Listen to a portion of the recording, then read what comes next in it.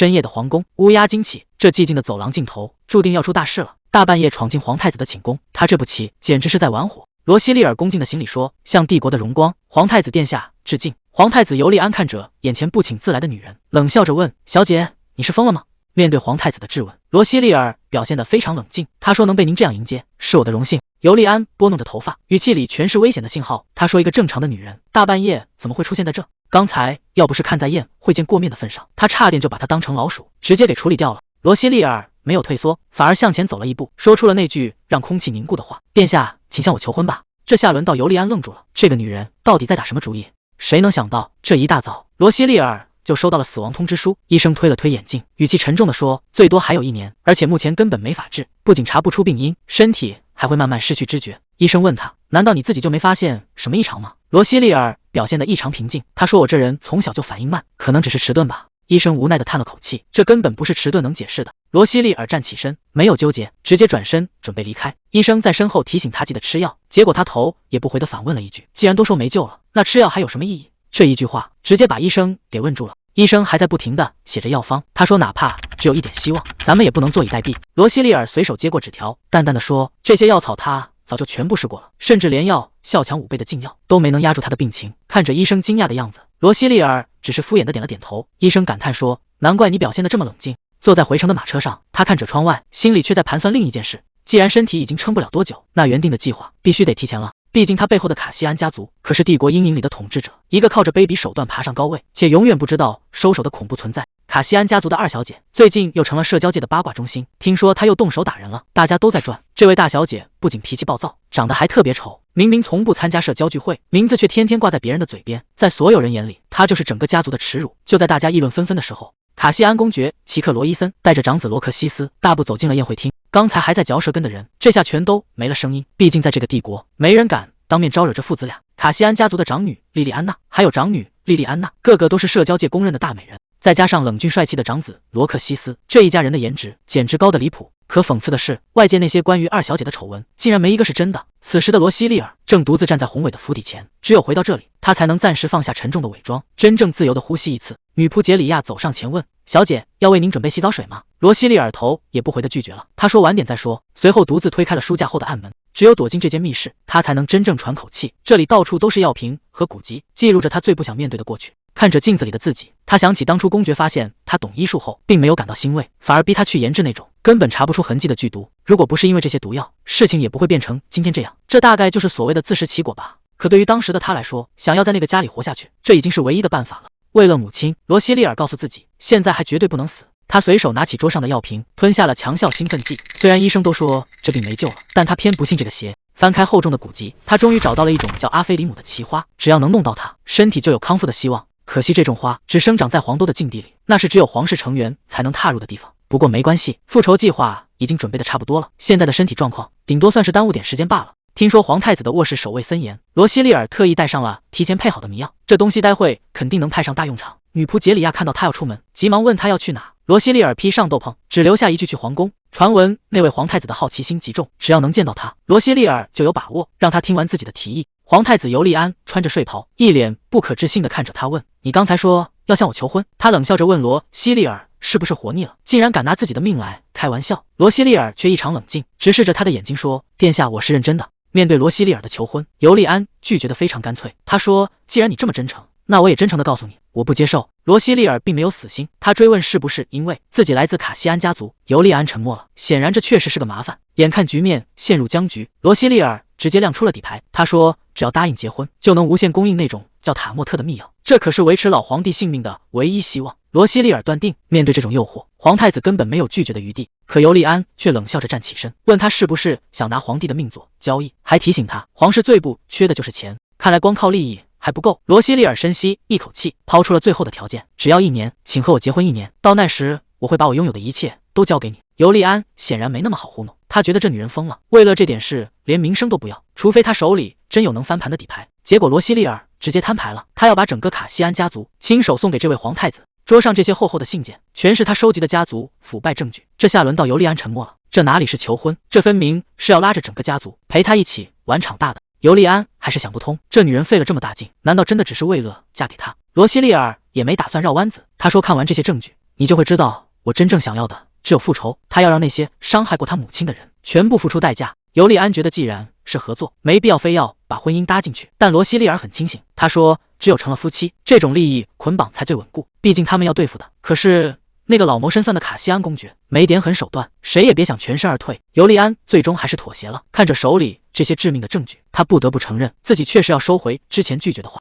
他请罗西利尔坐下，看这架势，今晚注定是一个漫长的谈判夜。很快，皇太子求婚的消息就炸开了锅，大街小巷都在转，说皇太子为了卡西安家的女儿，连两家的恩怨都不顾了，甚至有人觉得皇太子是疯了才会爱上一个恶女。但这正是罗西利尔想要的。看着报纸上那些离谱的传闻，罗西利尔只觉得好笑。外界把这当成浪漫的爱情故事，其实只有他知道，这不过是一场各取所需的交易。只要能达到目的，这些流言蜚语反而是他最好的掩护。罗西利尔其实比谁都心软，他知道公爵府的那些女仆都有家人，一旦跟着他进了深似海的皇宫，恐怕这辈子都很难再见家人一面。所以他宁愿一个人去面对未知的危险，也不想让那些无辜的人跟着受苦。但杰里亚心里很清楚，大家之所以想跟着他，是因为怕他在皇宫里太孤单。罗西利尔听完只是笑了笑，说自己又不是小孩子，不需要这种保护。但在杰里亚眼里，这位在外人看来冷酷无情的卡西安小姐，其实全都是装出来的。她故意表现得很新，只是为了在那个吃人的家族里活下去。罗西利尔坚持让其他人去寻找更好的出路，毕竟平民在皇宫里生存太难了，他不想连累任何人。杰里亚看着自家小姐，心里满是心疼，但罗西利尔却表现得很坦然。他说只要有杰里亚陪在身边，这就已经足够了。在这场充满算计的博弈中，这或许是他身边唯一剩下的一点真心了。杰里亚最后对小姐说，其实该说谢谢的人是他自己，能陪在罗西利尔身边已经是他最大的幸运。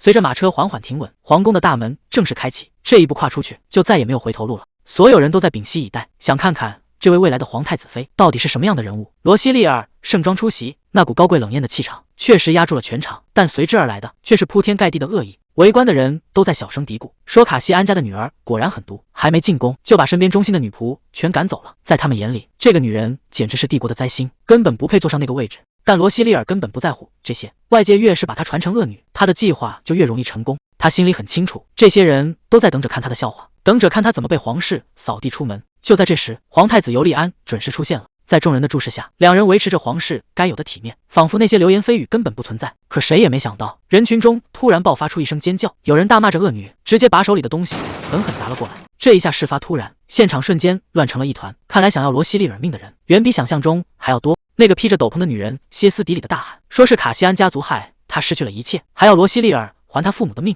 尤利安反应很快，第一时间就把罗西利尔护在怀里，并下令让卫兵立刻抓人。但那个女人根本不怕，她当众报出了自己的名号赫米恩·马丁。她说就算死也绝不承认这个恶女当皇太子妃。罗西利尔看着这个疯狂的女人，突然想起了一段血腥的往事。这个马丁家族曾经也是个体面的贵族，只因为他们当初反对公爵府的生意，就被罗西利尔的父亲扣上冤罪，最后家破人亡，夫妻俩双双坠崖身亡。罗西利尔心里很清楚，这只是卡西安家族通往权力巅峰的其中一块垫脚石，但这笔血债现在全算到了他的头上，这出复仇的大戏恐怕真的没完没了了。当年马丁家族惨遭灭门，连继承人都被神秘暗杀，但一直有传闻说家里还有一个孩子活了下来。卫兵粗鲁地架起赫米恩，警告他不要再挣扎，可赫米恩依然声嘶力竭地控诉，说卡西安家族全是杀人犯。罗西利尔冷静地看着这一切，他原本正愁没线索去查那个传闻，没想到老天爷直接把人送到了他跟前。虽然这个幸存者看起来已经快被仇恨折磨疯了，但对罗西利尔来说，这可是揭开家族黑幕的绝佳机会。赫米恩对着围观群众大喊，让所有人看清卡西安家的真面目。谁也没想到，赫米恩突然掀开了自己的裙摆，露出了大片发紫溃烂的伤口。他一边吐血一边咒骂，说是卡西安家族的血脉害了他。现场瞬间炸开了锅，围观的人吓得四处乱窜，生怕这种诡异的病会传染，甚至有人大喊着帝国要完蛋了。罗西利尔一眼就看出不对劲，他推开阻拦的卫兵，不顾危险冲到了最前面，因为这个女人已经快没命了。看着罗西利尔焦急救人的样子，女仆杰里亚却在心里犯嘀咕，这种节骨眼上出这种事，这下麻烦真的大了。看折倒在地上的赫米恩，罗西利尔不仅没慌，反而觉得这简直是天赐良机。公爵这辈子最看重名声，现在却在众目睽睽下被指控杀人。如果他这个公爵府的女儿当众救活了家族的死对头，那公爵的老脸可就彻底丢尽了。这绝对是报复那个老狐狸最完美的手段。杰里亚在一旁听得一头雾水，罗西利尔根本没时间解释，直接吩咐他去拿药包，现在救人就是抢时间。尤利安见状想去叫宫廷医生，却被罗西利尔一口回绝。他说等医生赶过来，这女人早就没命了。尤利安看着眼前的罗西利尔，忍不住泼了一盆冷水，觉得这种局面下他根本什么都做不了。可罗西利尔却表现得异常冷静，他轻声安慰尤利安别担心，因为接下来的每一步他早就已经算好了。周围的人都在指指点点，罗西利尔直接下令让守卫把闲杂人等全部清场。现在没时间犹豫了，这瓶药虽然不能彻底解毒，但起码能暂时压住毒性，只要能争取到时间，就还有一线生机。情况比预想的还要糟糕，如果不赶紧处理，病情很快就会反复。可赫米恩现在抽搐的太厉害，根本没法下针。就在这时，尤利安突然上前按住了病人，他沉声问：“你真的有把握吗？”罗西利尔没有半点退缩，这种事他已经练过无数次了。既然已经知道了病因，接下来的每一步都不能出任何差错。这竟然是罕见的壁花毒，如果不赶紧处理，毒性甚至会连累周围的人。眼看赫米恩的身体反应越来越剧烈，罗西利尔立刻喊杰里亚拿来中和剂。这一针下去，总算是暂时稳住了局面，但这仅仅是争取到了一点时间，真正的考验才刚刚开始。他必须在毒性再次爆发前，把真正的解药配出来。虽然最危险的时刻过去了，但尤利安还是很担心，毕竟壁花毒的解药在外面根本就买不到。罗西利尔却表现得很淡定，他说没关系，这种解药他亲自动手就能做。看着他如此自信的样子，尤利安一时间竟然没说出话来。这个女人身上到底还藏着多少秘密？就在这时，杰里亚送来了全新的礼服。虽然刚才的混乱弄脏了衣服，但换上这身新装，罗西利尔就要正式反击了。时间回到4个小时前，看着礼服上刺眼的血迹，罗西利尔心里很清楚，这副样子肯定没法参加典礼了。既然这样，不如干脆把婚礼推迟到黄昏，这样既能争取时间配置解药，也能让尤利安去处理那些麻烦事。尤利安没有犹豫，直接答应了他的提议。剩下的烂摊子，他会去前面一并解决。现在万事俱备，就看这出戏最后该怎么收场了。最危险的时候总算过去了，赫米恩的情况已经稳定，但婚礼突然推迟，让外面的贵族们全都炸开了锅，各种难听的抱怨满天飞。不过看现在的样子，尤利安把那群难搞的家伙应付的还算不错。就在这时，尤利安推门走了进来，他说时间已经不能再拖了，问罗西利尔准备好了没有。罗西利尔淡定的反问，那些贵族现在是什么反应？尤利安冷笑了一声，说他们光顾着看戏，脑子早就已经不够用了。虽然尤利安肚子里也有一堆疑问，但现在不是说话的时候，真正的重头戏马上就要在礼堂上演了。尤利安伸出手说该去礼堂了，但罗西利尔还是有点犹豫，万一他们刚走，这里又出什么意外怎么办？尤利安看出了他的顾虑，直接保证会留下亲信死守，绝对不会让任何人靠近。这下罗西利尔才算彻底放心，毕竟在皇太子宫闹出这么大的动静，那些躲在暗处的人短时间内肯定不敢再乱来，只要踏出这扇门，他们就会成为全场的焦点。既然这出世纪大戏已经开演，那就干脆陪他们演到底。罗西利尔握住他的手，轻声说：“那我们走吧。”尤利安伴随着漫天的烟花和钟声，这场一波三折的婚礼总算平安落幕了。但这并不代表事情已经结束。罗西利尔心里很清楚，想要彻底翻盘，还差最后关键的一步。看着镜子里华丽的珠宝，他不由得想起了海蓝宝石，那是母亲生前最喜欢的颜色。母亲曾说，这种宝石就像她的头发和眼睛一样，透着一股灵气。可如今，她的头发却早已变成了雪白色。就在这时，杰里亚在门外轻声提醒，一切都已经准备就绪。罗西利尔走在长廊上，发现尤利安并没有等他。杰里亚解释说，殿下临时有点急事，得先去处理一下。虽然嘴上没说什么，但罗西利尔心里还是有点失落。这种场合，他其实更想和尤利安一起面对。就在这时，身后突然传来一个声音，亲昵地叫着他的乳名。罗西利尔整个人愣在原地，这个声音他再熟悉不过了。罗克西斯从阴影里走出来，笑着夸赞自己的妹妹，今天看起来格外迷人，但他的眼神里可没有半点当哥哥的温情。作为卡西安家族的继承人，这个男人和母亲的死绝对脱不了干系。他现在突然出现，准没好事。罗克西斯一脸玩味，提醒罗西利尔该叫他哥哥，但在罗西利尔眼里，这个同父异母的混蛋根本不配出现在这。他冷着脸让他滚开，可罗克西斯却步步紧逼，说既然是来参加妹妹的婚礼，那今天这时间，罗西利尔是不给也得给。眼看对方越来越放肆，罗西利尔直接搬出身份压人，提醒他这里是皇宫，而他现在是皇太子妃，再敢胡言乱语就是侮辱皇室。可罗克西斯不但没被吓住，反而凑得更近了，笑话他变得叛逆的挺可爱。就在这一瞬间，罗西利尔闻到了一股浓烈的血腥味，这味道绝对不正常。这个疯子刚才到底去干了什么？罗克西斯突然发难，一把将罗西利尔按在墙上，他语气冰冷的提醒：“别装傻，你知道我想要什么？”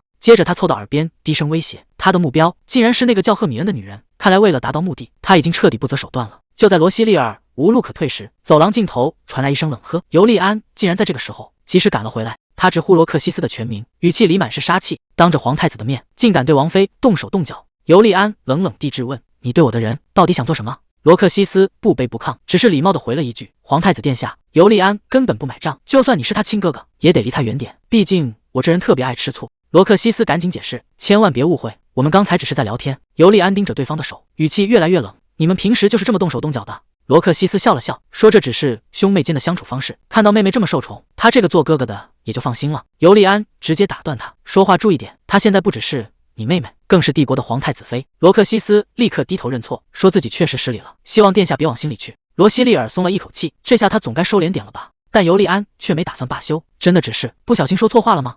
尤利安这次是真的动怒了，他说头衔的事可以不计较，但刚才的行为绝对不是一句失误就能带过去的。他甚至直接放话要找卡西安公爵正式谈谈这件事。罗克西斯这下彻底慌了，赶紧解释说这都是误会。尤利安冷笑一声，怎么，你还打算继续跟皇太子争辩吗？全天下也就你敢这么放肆，看来卡西安公爵确实没把儿子教好，或者说你更希望我现在就亲自动手解决你。面对尤利安这种压倒性的气场，罗克西斯根本招架不住，只能低头认怂，赶紧找个借口溜了。看着碍事的人走了，尤利安立刻转过身，语气里全是藏不住的担心，问罗西利尔有没有受伤。罗西利尔摇了摇头，说自己没什么大碍。尤利安却越想越气，忍不住开始责备他，刚才为什么不喊人，就那样傻站着受欺负吗？话刚说完，他又觉得语气重了，伸手扶住额头道歉，说自己并不是在生他的气。罗西利尔小声解释，其实刚才正准备呼救，结果你就出现了。这下尤利安彻底没脾气了，眼看时间快来不及了，尤利安让罗西利尔先走，他打算先去整理一下。杰里亚赶紧在旁边带路，说隔壁就有休息室。一进房间，杰里亚就吓得赶紧道歉，说都是因为自己动作太慢，才让小姐受了委屈。罗西利尔倒是很冷静，安慰他说这不怪他，现在最要紧的是找件披肩把肩膀遮住。杰里亚赶忙找来一件深色的，罗西利尔试了试，感觉还不错。他最后确认了一下发型，准备好迎接接下来的场面。杰里亚还在紧张的忙活，罗西利尔却表现得很轻松，一直安慰说自己一点都不疼。其实只有他自己知道，现在的身体根本就感觉不到什么痛觉，但这秘秘诀不能让别人看出来。整理好仪表，罗西利尔推门而出，毕竟今晚他是主角，可不能让宾客们等太久。谁知道一出门，尤利安竟然就守在走廊里。罗西利尔愣了一下，问他怎么还没进去。尤利安一脸严肃说，谁知道附近还有没有像罗克西斯那种鬼鬼祟祟的家伙。他盯着罗西利尔看了一会儿，看得罗西利尔都有点不好意思了。最后尤利安绅士地伸出手，既然是咱们的婚宴，那当然要一起进去。尤利安轻声发出邀请，问他准备好了吗？看着眼前这只手，罗西利尔心里微微一颤，他能感觉到这个男人是真的在担心他。这一刻他终于有点理解了，为什么大家都说尤利安是个保护弱者的崇高的皇太子，原来那些传闻并不是空穴来风。罗西利尔露出一丝微笑，轻轻搭上他的手，两人并肩走向大厅。随着大门开启，排山倒海的欢呼声扑面而来，所有人都在高喊祝贺两位殿下大婚。宴会厅里灯火辉煌，尤利安举起酒杯，大方地感谢宾客们来参加婚礼。罗西利尔站在他身边，表面上只是在应付社交，礼貌地接受那些虚伪的祝贺。可就在他转身的功夫，台下的贵族们已经开始三五成群的嚼舌根了。有人在聊那个中毒的倒霉蛋，有人在质疑罗西利尔怎么会精通医术，甚至有人恶意揣测说他以前肯定偷偷制过毒，不然怎么可能一下子就配出了那种解药。这些难听的话一字不落地传进了罗西利尔耳朵里，但他一点都不觉得意外，毕竟在这些人眼里，真相并不重要，他们只想看皇室的笑话。不过被传成一个危险的制毒高手，难道不是挺酷的吗？宴会厅里的流言越传越离谱，贵族们聚在一起，把罗西利尔早上的事当成笑话讲，听得他心里一阵烦躁。这些八卦虽然不全是假的，但一直往耳朵里钻，确实让人想找个清静地方躲躲。就在这时，尤利安突然凑到他耳边，压低声音说，其实连他也被吓了一跳。他眼神里带着一丝玩味，问罗西利尔打算什么时候跟他好好交代一下，早上到底是怎么回事。罗西利尔正头大呢，不知道该怎么糊弄过去，结果雷霆伯爵刚好走了过来，笑着向两位新人祝贺。这下可算抓到了救命稻草。罗西利尔赶紧礼貌回应，心里却在暗自庆幸，雷霆伯爵出现的真是时候，要是再晚一秒，他真不知道该怎么面对尤利安那双看穿一切的眼睛。罗西利尔环顾四周，发现父亲齐克罗伊森公爵竟然一直没有露面，兄弟姐妹们早就说过不会来，这倒不奇怪，但父亲这时候玩失踪，多半是去封锁中毒事件的消息了。不过罗西利尔一点都不担心，因为最重要的那张王牌已经稳稳落在了他手里，救下赫米恩马丁可不是为了当什么救世主，而是为了在不久的将来让他发挥更大的价值。想到这，罗西利尔晃了晃手里的酒杯，一切都在按计划进行。喧闹的宴会终于结束，他独自回到房间，整个人沉浸温热的水里，长舒一口气，这漫长的一天总算是熬过去了。杰里亚一边撒着玫瑰花瓣，一边神神秘秘地提醒，今晚可是难得的新婚初夜，气氛一定要搞到位。罗西利尔听得直翻白眼，不管这小女仆脑补了什么大戏，他心里清楚，今晚注定什么都不会发生。好不容易享受完片刻的宁静，女仆们又开始忙活起来，非要给她换上一件薄如蝉翼的蕾丝睡裙。看着镜子里若隐若现的身材，罗西利尔不仅没觉得浪漫，反而觉得后背一阵发凉。这衣服穿了跟没穿一样，真要这么躺下一整晚，怕是还没等到天亮，自己就要先冻感冒了。他赶紧叫住女仆，问问还有没有厚实点的衣服，毕竟比起虚无缥缈的浪漫，还是保命要紧。女仆杰里亚急匆匆跑来报信，说皇太子尤利安正往这边走。罗西利尔这下彻底慌了，他身上还穿着那件清凉的睡裙，根本来不及换衣服。还没等他反应过来，尤利安已经推门走了进来。看着穿成这样的罗西利尔，空气瞬间凝固了。尤利安盯着他看了半天，问他刚才在忙什么。罗西利尔支支吾吾半天，恨不得找个地缝钻进去。就在这尴尬到极点的时刻，尤利安却突然伸手解开了自己身上的外袍。他一句话没多问，直接把宽大的袍子披在他肩上，低声说了句：“穿这么少会受凉的。”这突如其来的温柔让罗西利尔一下子没回过神，只能抓紧肩上的衣服，小声说了句谢谢。尤利安坐下后先开了口，说：“赫米恩，马丁现在很安全，让他不用再担心。”罗西利尔总算松了口气，顺势提出明天想带人进宫。尤利安也没多废话，直接点头答应了。可罗西利尔心里还在盘算，虽然给了解药，但那种毒性太强，如果不赶紧后续治疗，恐怕还会留下严重的后遗症。他正想得出神，尤利安突然叫了他的名字，把他从思绪里拉了回来。罗西利尔刚想道歉，却听见尤利安语气平淡地问：“夜已经深了，你不打算过来睡觉吗？”这一句话让原本还在聊公事的房间气氛瞬间变得不一样了。这下罗西利尔彻底没话说了。尤利安看着站在原地的罗西利尔，语气平淡地提醒了一句：“时间已经不早了。”罗西利尔还没反应过来，就看见尤利安在宽大的床上轻轻往旁边挪了挪，特意空出了一个位置。他抬头直视着他的眼睛，语气里带着不容拒绝的霸道，直接开口邀请：“过来，跟我一起睡吧。”罗西利尔只能硬着头皮答应，毕竟这种时候再推脱就显得太刻意了。结果两人真的并排躺在了一起，这气氛简直尴尬到了极点。罗西利尔现在连眼睛都不知道该往哪看，谁能想到这新婚的第一晚竟然会是这种坐立难安的局面。尤利安突然开口叫了他的名字，这一下让罗西利尔有点没反应过来。尤利安盯着他的肩膀说：“那块淤青好像更严重了。”一边说着，一边竟然直接伸手按了上去。这突如其来的亲密接触让屋里的空气都凝固了。罗西利尔只能愣愣地看着他。结果尤利安话锋一转，又说：“现在已经看不出来了，这男人到底在想什么？真是让人捉摸不透。”尤利安低声问他疼不疼，罗西利尔赶紧解释说没事，还想用常识把话题敷衍过去。可他心里很清楚，现在的气氛已经完全变了，这种压迫感让他根本没法放松。果然，尤利安根本不吃这一套，他步步紧逼，问他为什么会知道的这么清楚。罗西利尔还想说是常识，结果尤利安直接把话挑明了，他真正在意的是他为什么会了解壁花毒。这下麻烦大了，这个男人显然已经开始怀疑他了。尤利安继续追问，说他不仅能一眼认出壁花毒，还能立马配出解药，这种本事在帝国里可没几个人有。罗西利尔倒是一点没慌，顺着他的话头说，在帝国境内确实少见。尤利安眉头一皱，问他到底是什么意思。罗西利尔这才搬出了杀手锏，提到了自己的母亲。他说母亲是亚龙王国的公主，那个国家虽然国力一般，但医术在整个大陆都是顶尖的，他这身本事全是家传。尤利安听完沉默了一下，承认确实听说过这件事，皇室里那几个厉害的医生也都是从亚龙王国来的。这番解释总算圆了过去，但尤利安看他的眼神似乎并没有完全放下戒备。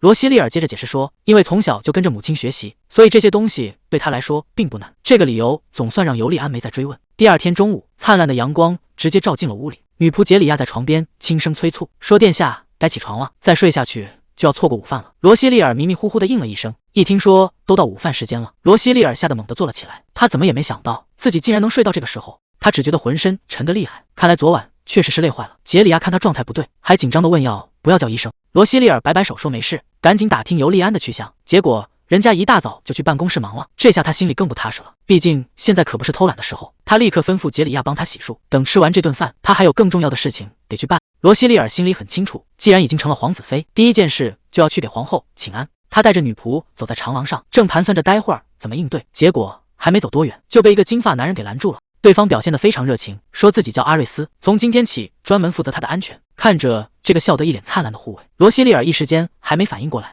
一问才知道，这居然是尤利安特意安排的，说是比起一整队骑士，还是派个亲信过来更让人放心。阿瑞斯笑着说，自己今天一大早就到了，一直守在门外没离开过。这话听着像是尽职尽责，可罗西利尔心里却咯噔一下，既然阿瑞斯一直守在这里，那尤利安刚才又去了哪？难道除了这东宫，他还有别的秘密据点要巡视？罗西利尔越想越不对劲，这哪里是什么贴心保护，分明就是派人来盯着自己。看来尤利安从头到尾就没打算真正信任他。罗西利尔把阿瑞斯留在外面，交代了几句之后，就带着女仆杰里亚正式踏进了皇后的提书里特宫。本以为只是普通的例行问候，可刚到接见厅，女仆就传达了皇后的意思，让他直接往里走。罗西利尔停下脚步，心里立刻反应过来，这个方向根本不是皇后的休息室。皇后口中所谓的里面，指的竟然是皇帝陛下的寝宫。罗西利尔跟着女官走进宫殿，这里本该是皇帝居住的地方，但自从皇后开始贴身照顾，就再也没离开过这座寝宫。女官客气地请他入座，可罗西利尔越看越觉得不对劲，明明是大白天，屋里却黑得让人心里发毛，所有的窗户都被厚厚的窗帘遮死，连一丝阳光都透不进来。这种压抑的气氛，简直不像是一个正常人住的地方。就在这时，阴影里传来一个冰冷的声音。普西里亚斯坐在高位上，正死死地盯着这位新媳妇。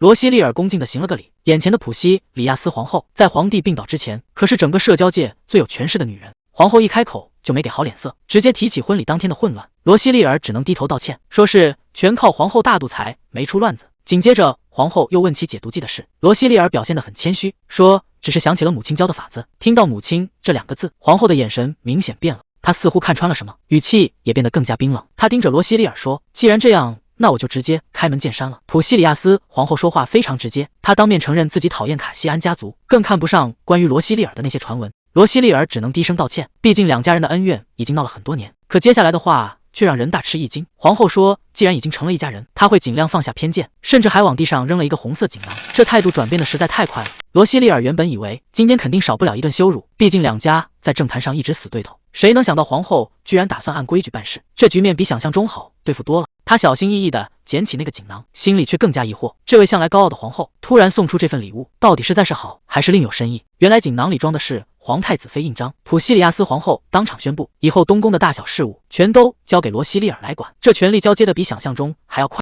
话还没说完，皇后就扶着额头露出一脸疲态，旁边的女仆赶紧递上药水，这副弱不禁风的样子让罗西利尔都忍不住开口关心。皇后叹了口气，说自己年纪大了，身体一天不如一天。可罗西利尔心里清楚得很，这位皇后还没到40岁呢，现在就开始喊老，这戏演得也太过了点。皇后接着又开始诉苦，说是因为日夜照顾生病的皇帝，才把身体给彻底累垮了。这一番话下来，不仅立稳了贤妻的人设，还顺理成章的把担子全甩了出去。罗西利尔盯着皇后的脸，心里已经有了答案。这位皇后的眼神明显不对劲，虽然正对着自己，但目光却根本没有焦点。就在刚才喝药之前，皇后的眼神还非常锐利，可那瓶药水一下肚，整个人就像变了样，眼神一下子就暗淡了下去。罗西利尔很清楚，普通的眼疾治疗绝不会产生这种副作用，这根本不是在治病，而是在掩盖某种更可怕的真相。如果真的出现了这种症状，那就意味着皇后身上隐藏的秘密远比想象中还要危险。罗西利尔试探着开口说，这冬天天气太干，皇后的眼睛可能会不舒服，不如喝点护眼的茶调理一下。皇后却无奈地笑了笑，说这毛病都1年多了，光靠喝茶恐怕没用。听到1年多这个时间点，罗西利尔心里咯噔一下，这下全对上了，根本不需要再去问到底是什么症状，只要看看药方里的成分，就能猜个8、9不离10。罗西利尔故意把话挑明，说皇后和皇帝都病了1年，这御医到底是干什么吃的？治不好病就该重罚。皇后听了明显有些不耐烦，却还是替御医辩解，说多亏了那位首席医官的药，才让他没那么疼了。可接下来的话让罗西利尔彻底坐不住了，御医竟然告诉皇后，这病是因为年纪大了在衰老，简直是睁眼说瞎话。皇后现在还没到40岁，怎么可能因为衰老就病成这样？这哪里是在治病，分明是有人在借御医的手，想要皇后的命。皇后最后丢下一句话，说希望以后没有理由让他讨厌罗西利尔，这明摆着是在警告。罗西利尔低头答应着，刚走出房门，就立刻向首席女官布兰奇打听皇后平时还有没有别的症状。谁知道布兰奇根本不接话，冷冰冰的回了一句，皇后的病情不归他管。罗西利尔可不吃这一套，直接把话顶了回去，说你作为贴身伺候的女官，肯定比那些御医更清楚，这宫里的人个个守口如瓶，到底是在怕什么，还是在帮谁打掩护？布兰奇的态度硬得像块石头，直接拿皇后的隐私当借口，说随便打听这些坏了宫里的规矩。罗西利尔感觉自己就像是撞在了一堵墙上，对方根本不打算透露半个字，显然是把他当成了外人。他还不死心，想做最后一次尝试，语气诚恳地说自己只是想帮皇后改善身体。布兰奇没有立刻接话，而是死死盯着罗西利尔，那眼神里全是审视，看得人心里发毛。最后布兰奇冷冷的提醒，这里是皇宫，礼仪和纪律高于一切，谁都不能越界。这宫里的规矩到底是用来保护人的，还是用来杀人的？布兰奇嘴上说着恭敬的话，实际上却在指桑骂槐。他说不管罗西利尔在家怎么过，到了皇宫就要守这里的规矩。这话听着真是有够讽刺，明摆着是嫌弃罗西利尔家教不好，暗示他的家族卡西安是一个没有教养和底蕴的地方。罗西利尔心里倒是一点没生气，因为对方说的确实没错，卡西安家族能有今天的地位，全靠当年的战功和数不清的财富。说白了，他们家就是个彻头彻尾的暴发户，根子里还带着黑道的背景，背地里干的全是见不得光的勾当，指望一个黑帮出身的大小姐去遵守这些繁文缛节。布兰奇这算盘恐怕是打错了。其实皇后的那些秘密，该知道的人心里都有数，只是苦于没有证据，谁也不敢当那个出头鸟。罗西利尔心里很清楚，布兰奇对自己这么警惕，完全是因为立场不同，他想看看这女官到底什么来头。布兰奇不卑不亢地报上名号，说自己来自克莫伯爵家。这一句话直接让罗西利尔愣了一下，难怪这女人底气这么足。克莫家族可是帝国的开国元勋，在朝廷里的根基深不可测，是真正的老牌名门望族。这种背景的硬茬子，连卡西安家族都不敢轻易招惹，看来想从他嘴里套话，比登天还要难。罗西利尔表面上客客气气，笑着说会听从对方的建议，这戏演的连布兰奇都给骗了，以为他真的打算就此罢手。可一转身走出对方的视线，罗西利尔的眼神立刻就变了。他带着女仆杰里亚快步穿过花园，一刻也不想多待。杰里亚赶紧跟上去问：“接下来咱们该去哪？是回公爵府，还是去休息？”罗西利尔头也不回的吩咐：“直接去皇家医务室。既然明面上问不出什么，那就去查查皇后的用药记录。他倒要看看这宫里到底藏着什么见不得人的病。”在罗西利尔看来，所谓的名门望族克莫家，不过是活在过去的幻影里。越是古老的东西藏着的污垢就越多。医务室的人都吓坏了，谁也没接到通知说他要来。整个大厅瞬间乱成了一团，职员们一边念叨着玩乐，一边手忙脚乱的到处收拾。还没等他们反应过来，罗西利尔已经推门而入。看着这群人惊慌失措的样子，他心里更有底了，这地方绝对藏着皇后的致命把柄。首席医官赶紧迎上来，一边道歉一边擦汗，说没接到通知，这儿实在是太乱了。他试探着问：“殿下，您是来参观的吗？想先从哪儿开始看？”罗西利尔冷笑一声：“参观？那可就大错特错了。”他盯着眼前的首席医官说：“我是专门来找你聊聊的，能不能赏个脸？咱们坐下来喝杯茶。”这话一出，首席医官整个人都僵住了。在医务室的接待间里，罗西利尔慢悠悠地喝着茶，对面坐着的首席医官表现的倒是挺大方，说只要是能回答的，他一定知无不言。可罗西利尔心里早就打好了算盘，他趁着对方带路的时候，已经把这老头的底细摸清楚了。当了20多年医生，3年前才突然当上首席医官。奇怪的是，他并不是在宫里一步步升上来的，而是从外面被直接提拔进宫，理由是医术高超。但这背后的推荐人到底是谁，才是整件事最关键的猫腻。首席医官还在那儿笑着献殷勤，让殿下尽管开口。他哪知道罗西利尔早就盯上他的狐狸尾巴了。罗西利尔心里暗自琢磨，比起那个死脑筋的布兰奇，这个老头倒是挺识相。既然这样，那就没必要再绕圈子了。他放下茶杯，直奔主题：“我想知道皇后的病情，还有她现在到底在吃什么药。”这话一出，首席医官脸上的笑容瞬间消失，虽然只有那么一丁点功夫，但他的反应明显不对劲。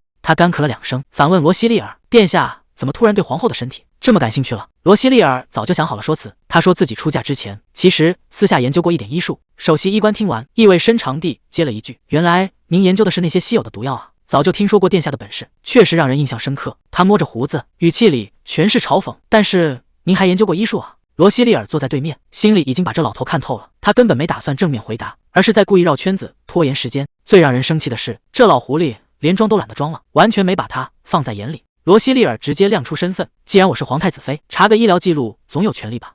首席医官还是不肯松口：“虽然您懂点医术，但规矩就是规矩。”就在双方僵持不下时，外面突然有人闯了进来，看这架势，肯定是出大事了。随从火急火燎地闯进来，催着首席医官赶紧出去一趟。首席医官虽然心里不痛快，觉得打断了和皇太子妃的谈话，但看这架势，外面的情况确实挺急。罗西利尔倒是大方，直接顺水推舟，让他先去忙。等首席医官一走，这屋里就剩他一个人了。到底是什么急事，能让这帮人乱成这样？要不要跟过去一探究竟呢？走廊里已经乱成一锅粥了，随从们急匆匆地跑来跑去，大喊着让首席医官赶紧过去。罗西利尔也跟了上来，想看看这到底是怎么回事。结果到地方一看，有个骑士正倒在地上，听说是突然就撑不住了。罗西利尔定睛一瞧，这不正是阿瑞斯吗？他怎么会在这儿出事？时间回到了1个小时前，阿瑞斯今天真是到了大霉。在走廊撞见罗西利尔时，他整个人状态就不太对劲，这肚子疼得简直要命。今天到底是怎么了？这已经是第5次想冲向厕所了。原来他刚查完大案子回来，还没来得及喘口气，就直接被叫过来待命。尤利安可不管这些，直接下令让他现在就开始护送。阿瑞斯这下真是欲哭无泪，他硬着头皮在撑，肚子闹腾得越来越厉害。这连轴转的工作强度，身体终于是要罢工了。罗西利尔看他不太对劲，关心地问了一句：“阿瑞斯哪敢说实话？要是让皇太子妃知道自己想上厕所，那真是丢人丢到家了。”只能咬牙说自己没事。可还没走2步，他整个人就彻底断片了，直接一头栽倒在走廊里。首席医官赶紧过来检查，发现他这哪是单纯的肚子疼，分明是已经烧得糊涂了，必须马上送去急救。阿瑞斯的情况比预想的还要糟。首席医官检查后发现他呼吸越来越弱，明明身上烫得厉害，脸上的温度却冰得吓人。更要命的是，他的嘴角竟然还带着血迹。首席医官赶紧下了诊断，说是肺部炎症加上过度劳累，立刻让人去准备各种急救药材。可罗西利尔站在一旁，总觉得这事儿哪里不对劲。阿瑞斯可是尤利安的亲信，身体素质那是没得说，怎么可能因为这点病就刚好倒在厕所门口？这逻辑根本说不通。刚才见面的时候，阿瑞斯还是一副活蹦乱跳的样子，根本看不出半点生病的迹象。可现在他不仅吐了血，甚至连指尖的颜色都变了。眼看首席医官要把药水滴进他嘴里，罗西利尔突然发现了什么，猛地冲上前，一把死死扣住了首席医官的手。这突如其来的举动把在场所有人都给吓懵了。罗西利尔这一嗓子直接叫停了所有的急救动作。首席医官急得不行，说现在每一秒都是在救命。可罗西利尔根本不吃这一套，他盯着首席医官的眼睛问：“你凭什么就认定这是肺炎？难道就没想过别的可能？”首席医官当场就听傻了，还没等他反应过来，罗西利尔已经把话挑明了，他要亲自给阿瑞斯做检查。首席医官还想在旁边拦着，结果被罗西利尔一把推开，让他别在这儿碍事。众目睽睽之下，罗西利尔直接抓起阿瑞斯的手，他翻开阿瑞斯的眼皮，只看了一眼就确认了心里的猜测，他头也不回地吩咐随从立刻去拿一根蜡烛过来。随从当场就愣住了，这种节骨眼上要蜡烛干什么？罗西利尔根本没耐心解释，直接一嗓子吼了过去，吓得对方连滚带爬的跑去准备。首席医官还在后头追问，说拿蜡烛到底要派什么用场？罗西利尔一句话都没回，接过点燃的蜡烛，直接凑到了阿瑞斯的脸前。就在这时，阿瑞斯的指尖竟然开始渗血，一滴一滴落在地上，把旁边的随从吓得魂都没了。罗西利尔死死盯着那只手，心里已经彻底明白了，根本不需要再做任何检查，这根本就不是什么肺炎，而是有人明目张胆的在背地里下了毒。罗西利尔直接下令要立刻给阿瑞斯抽血化验，可旁边的首席医官还在那儿啰嗦，非要用他那套老掉牙的药方。见罗西利尔坚持要注射器，首席医官脸上的嫌弃都藏不住了，甚至觉得这种做法太野蛮，根本不像是皇室该干的事。罗西利尔听了只想冷笑，这群老古董哪里知道抽血化验才是最精准的办法，这种医术源自他母亲的故乡施亚龙王国秘传的本事，他早就通过无数次实验验证了这种方法的厉害。在这个守旧的帝国里，抽血救人被看作是野蛮行径，谁要是敢这么干，肯定会被所有人知己亮骨。但罗西利尔心里清楚，现在要是再不动手，阿瑞斯就真的没命了。他转头叫住女仆杰里亚，让她立刻回16宫，把那个注射器以最快的速度拿过来。周围的人全炸锅了，谁能想到，在这戒备森严的皇宫里，竟然有人随身带着毒药？罗西利尔根本不理会闲言碎语，他断定这是中毒，必须马上用特效药中和。首席医官彻底坐不住了，他大声反驳，觉得这简直是天方夜谭。在他眼里，皇宫里的骑士绝不可能中毒，这背后一定另有隐情。阿瑞斯现在的状况非常糟糕，高烧不退却浑身冰冷，甚至开始咳血，这显然不是普通的生病。罗西利尔一眼看穿了真相，这种症状只有南方大陆的一种特殊毒素才能解释得通。他甚至推断出阿瑞斯倒在洗手间门口是为了排毒而做出的最后挣扎。如果这一切推论都成立，他已经知道这种毒药到底叫什么名字了。首席医官听得一愣一愣的，他坚持说自己闻所未闻，结果被罗西利尔一句话对了回去，你没听过不代表它不存在。首席医官坐不住了，他坚称这只是严重的肺炎，还摆出正牌医生的架势，要求罗西利尔立刻放手。罗西利尔冷笑一声，直接指出了他话里的漏洞，如果是肺炎，指尖怎么可能会不停的滴血？眼看被戳穿，首席医官还是死死拦着不让救人，他甚至反咬一口，说罗西利尔拿出来的药才是剧毒，一旦用错，阿瑞斯就彻底没命了。局面陷入了死循环，救人的黄金时间一秒秒流逝，再这么耗下去，阿瑞斯恐怕真的撑不住了。阿瑞斯突然开始剧烈抽搐，情况已经到了最危急的时刻。罗西利尔大声催促，现在1秒钟都不能再等了。可首席医官还是不肯让步，他摆出皇宫首席的架子，口口声声说这是为了保护骑士，甚至质问罗西利尔是不是想挑战他的权威。都这种时候了，这个男人竟然还在乎自己的面子，在他眼里，权力和地位显然比人命更重要。罗西利尔彻底看清了他的真面目，既然讲道理没用，那就只能彻底撕破脸了。他直接以皇太子妃的身份下令，这一回谁也别想再拦着他。罗西利尔的态度非常坚决，要求立刻把药拿过来。面对这种压倒性的气场，首席医官终于松口了。他虽然吩咐随从去拿药，但嘴上却一点不肯吃亏。他警告罗西利尔，如果这副药方出了问题，后果必须由他一个人承担。这明摆着是在提前甩锅，想用人命来压住罗西利尔。可罗西利尔根本不吃这一套，他直接反问回去，如果我是对的，而你这个首席医生看走眼了，你又该付出什么代价？首席医官依然迷信自己的资历，他觉得这么多年的医术绝对不可能输给一个年轻女人。首席医官连毒药的名字都没听过，却还有这种迷之自信。罗西利尔心里很清楚，这种傲慢迟早会让他栽跟头。首席医官还想给自己找台阶下，说如果自己真的看错了，大不了公开道个歉。罗西利尔直接把话顶了回去，比起向他道歉，更应该跪下来求骑士原谅，因为他的无知和阻挠才是真正的谋杀。既然要赌，那就把赌注再加码。罗西利尔的语气变得异常冰冷，如果最后证明我是对的，你打算怎么补偿刚才对我表现出的那些不敬？这下轮到首席医官愣住了，他终于认清了现实，他现在面对的可是这个国家未来的女主人，是绝对不能招惹的皇太子妃。眼看局势已经无法挽回，他只能低下头认怂，答应无论罗西利尔想要什么，他都会无条件服从。罗西利尔露出一抹玩味的微笑，轻声说了一句我很期待，这让首席医官心里更加没底了。不过罗西利尔并没有打算就此罢休，他看着眼前这个狼狈的男人，心里产生了一个巨大的疑问，一个靠推荐上位的首席医生，医术竟然烂成这个样子，这背后肯定有猫腻，看来这个所谓的专家多半是靠走后门才坐上这个位置的。杰里亚终于把药箱送到了，罗西利尔1秒钟都没有耽误，直接从箱子里翻出了注射器。旁边的首席医官吓坏了，在他眼里，这种闻所未闻的医术简直就是疯了。他大喊着让罗西利尔住手，可罗西利尔根本没打算听他的，他动作利索地扎进血管，直接抽出了满满1管血。看者针筒里那暗红色的液体，罗西利尔知道自己猜对了，这血液的颜色明显不对劲，首席医官还在旁边喋喋不休，但事实胜于雄辩。罗西利尔把血样递给随从，接下来的化验才是真正见真章的时候。简直离大谱！堂堂皇城的医务室，竟然连最基础的血液检测都做不了，关键时刻掉链子。就在罗西利尔一筹莫展的时候，旁边的随从颤颤巍巍地开口了。他说：“来自亚龙王国的医生，刚好知道这种检测方法。”亚龙王国，那可是罗西利尔母亲的国家。没想到在这个地方，竟然能听到家乡的消息。既然有人懂行，那就赶紧把人请过来见真章。罗西利尔立刻吩咐杰里亚带上血样，跟着他们一起去。救命的药总算送到了，罗西利尔一刻也不敢耽误。指挥随从赶紧把药磨碎，必须马上进行稀释。他俯身查看阿瑞斯的情况，心里咯噔一下，情况比预想的还要糟糕。拖延的时间实在太久了，现在每一秒钟都在和死神赛跑。罗西利尔冷静地继续下令，让人把剩下的药材和石蜡全部找来，他要亲自上手了。随从们被这阵势吓得够呛，只能机械地执行命令。看着地上摆满的工具和药材，罗西利尔知道能不能把人从鬼门关拉回来，就看这最后一搏了。罗西利尔停顿了一下，他在稳住自己的心神。接下来的解毒过程是一场绝对不能出错的硬仗，他必须弄清楚毒素的原理，才能彻底清除隐患。既然决定了要救人，那就先从漏丝开始。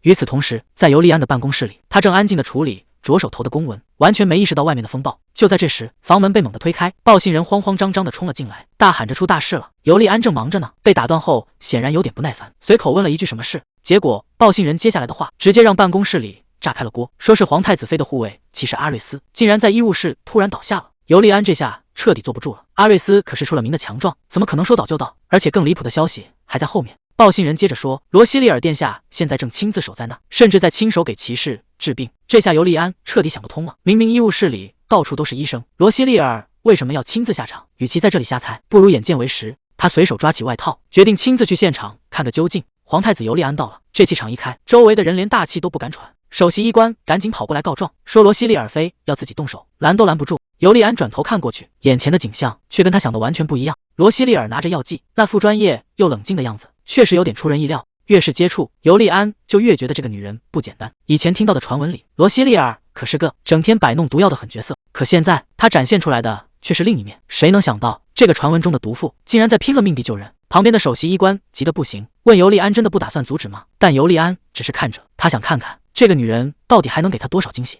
尤利安冷冷地丢下一句：“闭嘴！没看他正在救人吗？谁要是敢在这时候打扰，后果自负。”罗西利尔全神贯注，手里的针剂稳稳推入，直到最后一刻才松了口气。他抬头看见尤利安，下意识叫了他的名字。尤利安走上前，低声问他：“这到底是怎么回事？”罗西利尔冷静地解释：“阿瑞斯是突然中毒倒下的，解药已经喂下去了，应该很快就能脱离危险。”尤利安看着昏迷不醒的人，追问他什么时候能醒。罗西利尔摇了摇头，这得看他自己的身体素质了。运气好，今天就能睁眼；运气不好，可能要在鬼门关走上1周。一听说要等1周，尤利安的眉头皱得更紧了。罗西利尔指着阿瑞斯说：“别担心，药效已经发挥作用了，你看他现在的状态明显在好转。”旁边的首席医官还在小声嘀咕，觉得这解药根本没那么神，要是真中了剧毒，哪能这么快就醒过来？尤利安现在脑子也很乱，他怎么也想不通，阿瑞斯好端端的怎么会中毒？这背后到底是什么毒药在作怪？罗西利尔头也不抬的写着东西，语气却非常笃定。他说真相很快就会揭晓。原来他早就留了后手，在救人的时候就顺便验了血，只要是毒药，在血液面前绝对藏不住。尤利安追问结果什么时候到，罗西利尔算准了时间，说已经让人加急送过来了。就在这时，侍从一路小跑冲进大殿，手里紧紧攥着那份检测报告，大声宣布结果出来了。报告上写的清清楚楚，阿瑞斯的血液里确实有毒，而且毒药的种类跟罗西利尔推测的分毫不差。首席医官整个人都僵住了，嘴里不停念叨着不可能，他怎么也没想到自己竟然输给了一个小姑娘。这下围观的人群彻底炸锅了，大家开始交头接耳，怀疑这位首席医官是不是老糊涂了，连中毒和生病都分不清楚，甚至有人开始担心他以前是不是也经常误诊。周围的议论声越来越大，大家都在好奇皇太子妃怎么会对毒药这么了解，不仅一眼看穿，甚至还能当场配出解药。甚至有人开始怀疑那些可怕的传闻是真的，她根本就是传说中的毒药魔女。罗西利尔没理会这些闲言碎语，他现在必须抢时间，赶在首席医官销毁证据之前，把所有的医疗记录全部封存。他迅速下令让人把阿瑞斯转走，确保病人安全后，他叫住了准备离开的尤利安。他问尤利安是想留下来陪床，还是回办公室处理公务，因为接下来他要单独跟这位首席医官谈谈。看着尤利安疑惑的眼神，罗西利尔决定不再隐瞒，他打算把那个荒唐的赌约原本地告诉他。尤利安这下是真的火了，他盯着首席医官，问他是不是在把自己当傻子耍。刚才所有人都听到了，血检报告明明白白写着有毒，可这首席医官直到最后一刻竟然还在那睁眼说瞎话。罗西利尔在一旁看着，发现根本不需要自己出面，尤利安一个人的气场就已经把对方压得死死的。尤利安直接下了死命令，让首席医官立刻把记录交出来，别再找任何借口。他搬出了皇室的规矩，除非是皇后本人亲自下令封锁，否则作为皇室成员，他有绝对的权利查看这份病历。首席医官被对得哑口无言，冷汗都快下来了。面对尤利安的强势压迫，首席医官终于撑不住了，他低着头，声音里满是颓废和无奈，只能乖乖答应交出记录。这场惊心动魄的对峙总算是落下了帷幕。罗西利尔不仅救了人，还拿到了最关键的筹码。16公里一片安静，再也没有了刚才的剑拔弩张。罗西利尔独自坐在桌前，整个人放松下来，长长的舒了一口气。这一整天发生的事情太多，费了这么多心思，皇后的医疗记录终于到手了。罗西利尔看着桌上的文件，这可是他拿命换来的真相。可当他再次看向那份记录时，心里却猛地沉了一下，因为赫米恩的中毒情况已经到了最危险的最后阶段。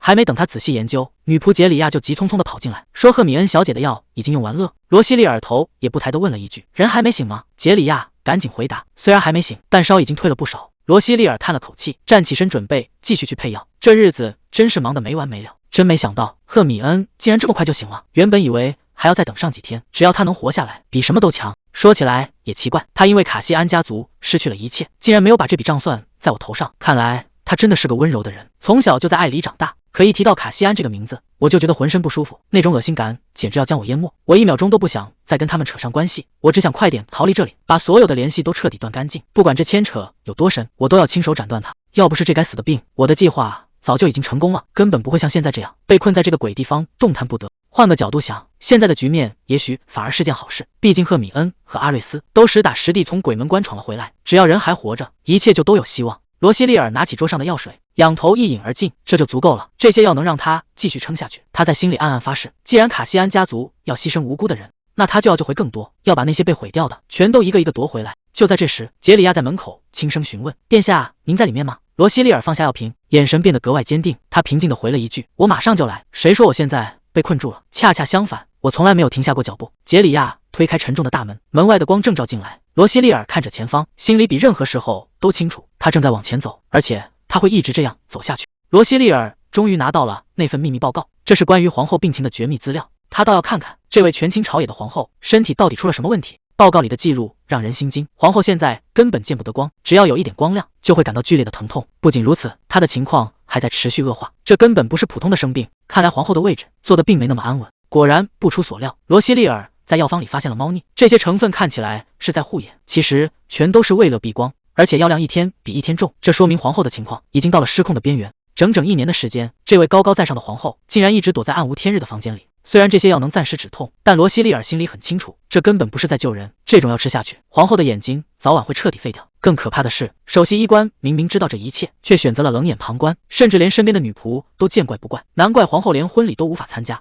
杰里亚轻声问：“殿下需要喝点什么吗？”罗西利尔回过神，淡淡的说：“来点甜的吧。”他现在必须冷静下来，既然已经看穿了这个阴谋，接下来该怎么开口，才能让那位高傲的皇后相信自己？这病说白了就是因为不见光，想要治好，就必须让皇后重新接触阳光，但这过程会非常痛苦。罗西利尔心里很清楚，如果现在就把真相说出来，皇后真的会相信吗？更何况他手里还握着内宫的实权，他现在深信首席医官的判断，而罗西利尔只是个外人，如果直接说首席医官的药方有问题，皇后凭什么相信他？就在他一筹莫展的时候，门外突然传来了敲门声，推门进来的竟然是皇太子尤利安。罗西利尔愣了一下，轻声问：“尤利安，你怎么突然过来了？”尤利安看着他，语气平静地发出了邀请，要不要一起吃个晚饭？这倒是让罗西利尔没料到。尤利安看着忙碌的罗西利尔，半开玩笑地说：“你还真是个大忙人，一刻都不肯休息。”他接着压低声音问：“首席医官给的那份皇后病历，你已经看过了吧？”虽然消息还没传出去，但皇后的眼睛确实出了大问题。首席医官说只能勉强维持，根本没法根治。罗西利尔盯着他的眼睛问：“如果这病真的能治，你打算怎么办？能不能让我亲自去给皇后检查一下？”尤利安有些意外：“你是说要亲自给皇后检查身体？”罗西利尔点了点头：“如果不亲眼看一看，我没法给出一个准话。”听到这话，尤利安的眼神变了。既然你敢这么要求，那就说明皇后的病还有救。他当即决定，我今天就去安排，明天带你进宫去见皇后。罗西利尔总算松了口气，本以为他会因为顾虑而拒绝，没想到他答应的这么干脆。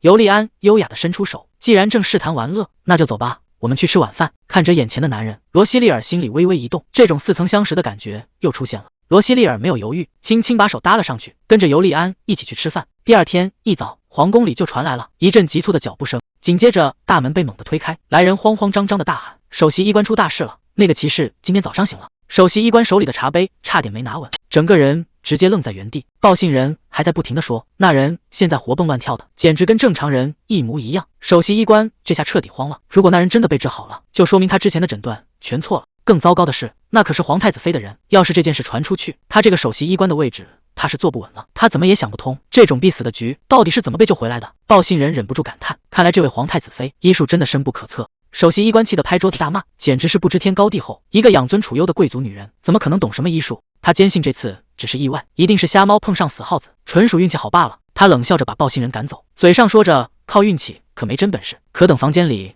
只剩他一个人的时候，他心里开始发虚了。最让他担心的是罗西利尔拿走了皇后的所有资料，就算他有点小聪明，也不可能全都看得懂吧。首席医官盯着书上的草药图，这些药草在整个大陆都见不到，他一个大门不出的太子妃绝对不可能知道这些秘密。可即便这么想，他心里的不安还是挥之不去。首席医官越想越觉得不安，虽然他嘴上不承认，但心里很清楚，绝对不能留下任何隐患。最稳妥的办法就是把所有怀疑的苗头全部斩草除根。皇宫深处，气氛显得有些压抑。首席医官恭敬地问：“皇后陛下，您今天感觉怎么样？”皇后靠在沙发上，语气里满是疲惫，还是老样子，没什么变化。首席医官凑上前请求检查，得到允许后，他缓缓伸出了手。首席医官一边按摩一边提醒，就算再疼，也要定期忍受这种治疗。可紧接着，他却突然压低了声音：“皇后陛下，那位皇太子妃的手段真是让人不寒而栗。”皇后有些疑惑：“你这话是什么意思？”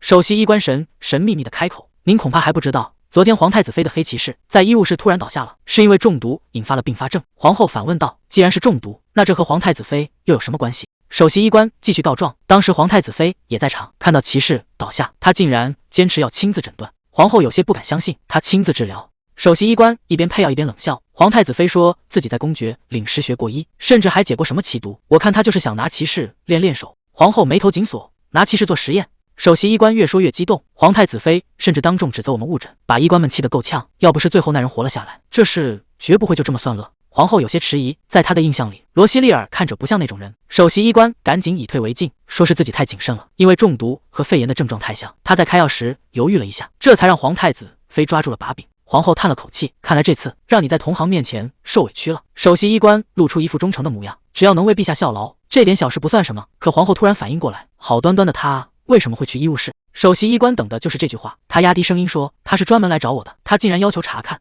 我为您开的所有药方。”首席医官故作无奈的感叹：“皇太子妃管的实在太宽了，连这种事都要插手。”皇后沉默了，果然那些关于他的传闻看来都不是空穴来风。首席医官见火候差不多了，赶紧假装自责：“抱歉让您担心了，我本不该提起这些的。”皇后却摆了摆手：“谢谢你告诉我这些，除了你，还有谁能让我放心用药呢？”他甚至特意叮嘱首席医官以后记得常来。首席医官恭敬地退下，心里却在冷笑，这下事情总算办妥了。首席医官提着药箱往外走，心里别提多得意了，只要有皇后撑腰，不管皇太子妃怎么折腾，都动不了他分毫。可他还没高兴太久，一抬头，整个人都僵住了。皇太子尤利安竟然带着罗西利尔就站在走廊尽头，首席医官心里直打鼓，这两个人怎么会在这？难道是来给皇后请安的？他赶紧收起那副嘴脸，恭恭敬敬的行礼问候。尤利安冷冷的看着他，语气里听不出半点温度。“我们又见面了。”首席医官笑得一脸灿烂，说自己刚给皇后诊治完。尤利安面无表情，随口客套了一句辛苦了。谁知首席医官竟然顺杆爬，摆出一副忠心耿耿的样子，说皇后对他信任有加，自己就算豁出命去也报答不完。看着首席医官得意的背影，罗西利尔心里很清楚，这家伙肯定已经在皇后面前耍了不少手段。尤利安低声提议：“既然这样，今天咱们只能先简单请个安了。”罗西利尔有些懊恼，要是能早点过来就好了。现在的皇后恐怕已经听了不少关于她的坏话。皇后曾经是社交界的风云人物，虽然她不一定会全信首席医官的话，但现在的她身心疲惫，最容易被那些甜言蜜语钻了空子。罗西利尔心里很清楚，自己毕竟是敌对家族出身的儿媳，在这种节骨眼上，皇后绝不可能站在她这一边。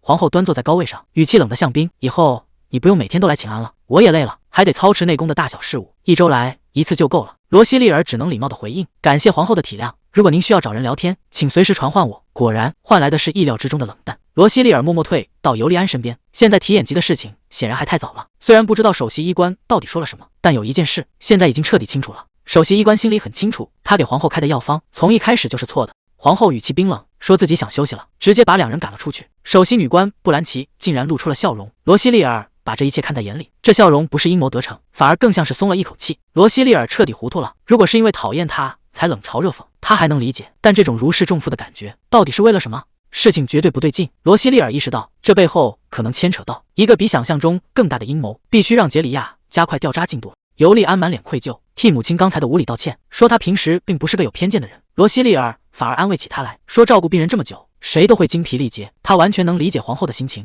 尤利安松了一口气，问他接下来打算怎么办。罗西利尔决定先去一趟医务室，看看那位阿瑞斯爵士的情况。可尤利安真正担心的还是他和皇后之间的僵局。罗西利尔笑了笑，让他别担心，坏人总会有报应的。这突如其来的自信，反倒让尤利安愣住了。罗西利尔神秘地笑了笑，让尤利安只管等着瞧。等尤利安一回办公室，罗西利尔立刻就开始了行动。现在正是寻找阿菲里姆的最好时机。既然身份是皇太子妃，这唯一的特权，他可得好好利用一下。罗西利尔带着杰里亚，装出一副赏花的闲散模样，准备借机溜进花园深处。这皇家花园可没那么简单，它被分成了2个区域，外围是谁都能进的公共花园，但深处却是只有皇室才能踏入的禁地。而通往皇家医务室的捷径就藏在那片禁区里，解药阿菲里姆一定就藏在这片禁区花园里。罗西利尔停下脚步，转头对杰里亚说：“我想一个人待会儿。”杰里亚恭敬地退到一旁：“遵命殿下，我就在这里等您。”罗西利尔独自踏入深处，虽然找药要紧，但他也想看看这片皇室专属的领地到底长什么样。可当他真正看清眼前的景象，整个人都沉默了。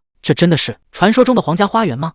堂堂皇室花园竟然荒废成了这副样子，连个打理的人都没有。罗西利尔边走边担心，那种叫阿菲里姆的花，千万别跟着一起哭死乐。运气还算不错，总算让他给找到了。虽然这些花看着有点打蔫，但对他来说，这正是现在最需要的东西。这些盛开的花瓣刚好可以派上用场。罗西利尔摘下一朵，竟然直接塞进嘴里吃了下去，没想到味道还挺甜。他还想再多吃几口，又担心被人撞见，毕竟堂堂皇太子妃在花园偷吃花，传出去实在太丢人。可他还没来得及收手，身后就传来了动静。罗西利尔僵在原地，这下麻烦大了，尤利安竟然就在他身后。罗西利尔赶紧稳住心神，装作若无其事的打了个招呼，可心里早就乱成了一团。他到底在那站了多久？刚才偷吃花瓣的一幕，该不会全被他看光了吧？更奇怪的是，这个时间他本该在办公室，怎么会突然出现在这？尤利安一开口就把罗西利尔问住了，他盯着他的脸，语气里满是怀疑。罗西利尔还在那边瞎话，说自己只是来赏花的，可他根本没意识到偷吃的证据还挂在嘴边。尤利安可没那么好糊弄，他直接打断了他的狡辩，问他嘴角那片花瓣到底是怎么回事。罗西利尔这下彻底懵了，还没等他反应过来，尤利安已经伸出了手，他指尖轻轻划过他的嘴角，把那片花瓣取了下来。这下真的是当场抓包，想赖都赖不掉了。尤利安拿着那片花瓣，不依不饶地追问：“既然没吃，这东西是怎么粘到嘴上去的？”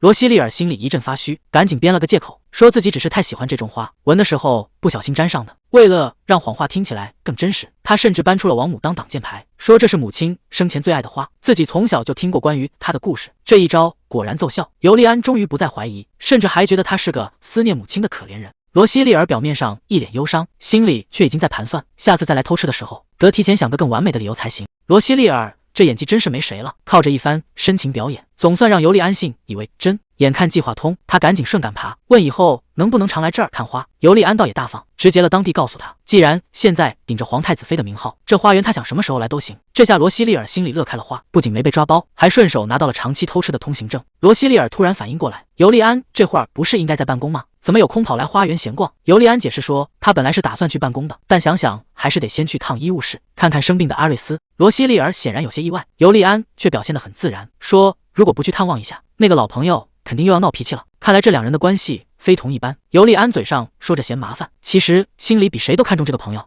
看着花园里那些枯萎的草药，罗西利尔心里别提多心疼了。他暗暗发誓，一定要把这些宝贝全都救回来。医务室里看着阿瑞斯那副神采奕奕的样子，尤利安都忍不住感叹他恢复力惊人。可还没等阿瑞斯高兴太久，罗西利尔就拿出了那个巨大的针筒，温柔地问他能不能把胳膊伸出来。刚才还生龙活虎的阿瑞斯一看到那明晃晃的针头，当场就被吓得想打退堂鼓。罗西利尔可不打算放过他，直接霸气的让他别乱动，毕竟这病还没好透，该扎的针一下都不能少。罗西利尔一边给阿瑞斯抽血，一边还在纳闷，这种罕见的剧毒到底是怎么盯上他的。好在血液颜色比昨天清澈了不少，只要检查没问题，他很快就能恢复正常生活。可一听说每天要吃3次药，刚才还挺配合的阿瑞斯立马就开始耍赖，气得尤利安在旁边直翻白眼，吐槽他这么大个人了，居然还像个小孩子一样怕吃药。玩笑归玩笑，阿瑞斯还是忍不住问了一句，自己中的到底是什么毒？罗西利尔的表情瞬间变得严肃起来，缓缓吐出了那个名字：阿纳克塔格拉姆。这种毒药极其阴狠，中毒者会在短短几个小时内全身孔洞流血而死。如果不是阿瑞斯体质特殊，恐怕根本撑不到解药出现的那一刻。阿瑞斯这次是真的死里逃生，他拉着罗西利尔的手，不停地感谢这位救命恩人，甚至当场热血上头，发誓以后要用命来保护他。这突如其来的忠诚宣言，搞得罗西利尔尴尬的不行，心里直犯嘀咕：报个恩而已，倒也不必整得这么夸张。罗西利尔看这边没什么大碍了，便打算先去找首席医官谈正事。临走前还不忘确认尤利安是不是还要再待一会儿。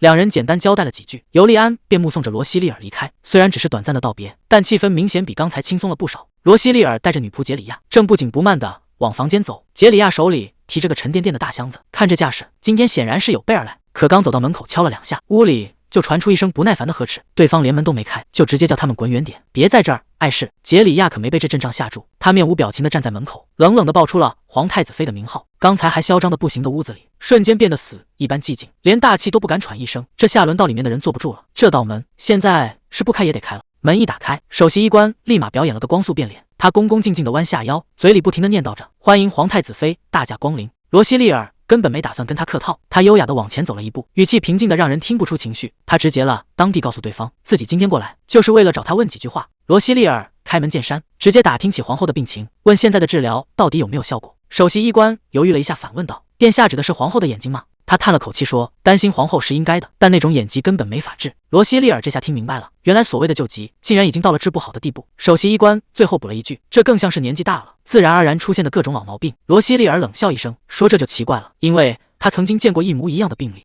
那只是个7岁的孩子，根本不是什么老毛病。”他盯着首席医官问：“难道你要说那个孩子也是因为年纪太大吗？”首席医官这下彻底没词了，只能尴尬的咳嗽2声，端起茶杯装模作样的喝了起来。显然他的谎言已经被当场戳穿。首席医官开始耍无赖了，他说自己没见过那个孩子，所以那肯定不是同一种病。罗西利尔紧追不放，既然不是同一种病，为什么症状会一模一样？首席医官直接翻了脸，硬说：“殿下，您又不是医生，根本不懂这些专业的东西。”他再次强调，皇后的病就是因为年纪大了，除了他开的药，别的什么法子都没用。罗西利尔听完冷笑一声，顺着他的话问：“所以只能用你给的药对吗？”首席医官得意的笑了，完全没意识到自己已经掉进了圈套。罗西利尔客气的告辞，嘱咐对方继续好好照顾皇后，随后带着杰里亚转身离开。角落里传来了下人们的议论声，说首席医官的房间里最近突然装上了厚厚的遮光窗帘，更诡异的是，已经很久没有人见过他的真面目了。皇后怎么也没想到，首席医官竟然和自己得了一样的病，难怪他最近一直没露面。布兰奇低声提醒，现在宫里的流言已经传疯了，大家都在私下议论。皇后追问到底在传什么，布兰奇犹豫再三才开口，说外面都在传皇后的病其实会传染。听到这话，皇后整个人都愣住了，可她心里很清楚，首席医官明明说过，这只是年纪大了身体在衰退，而且这1年多来身边根本没有出现过第2个病例，怎么偏偏在这个时候突然冒出了传染的说法？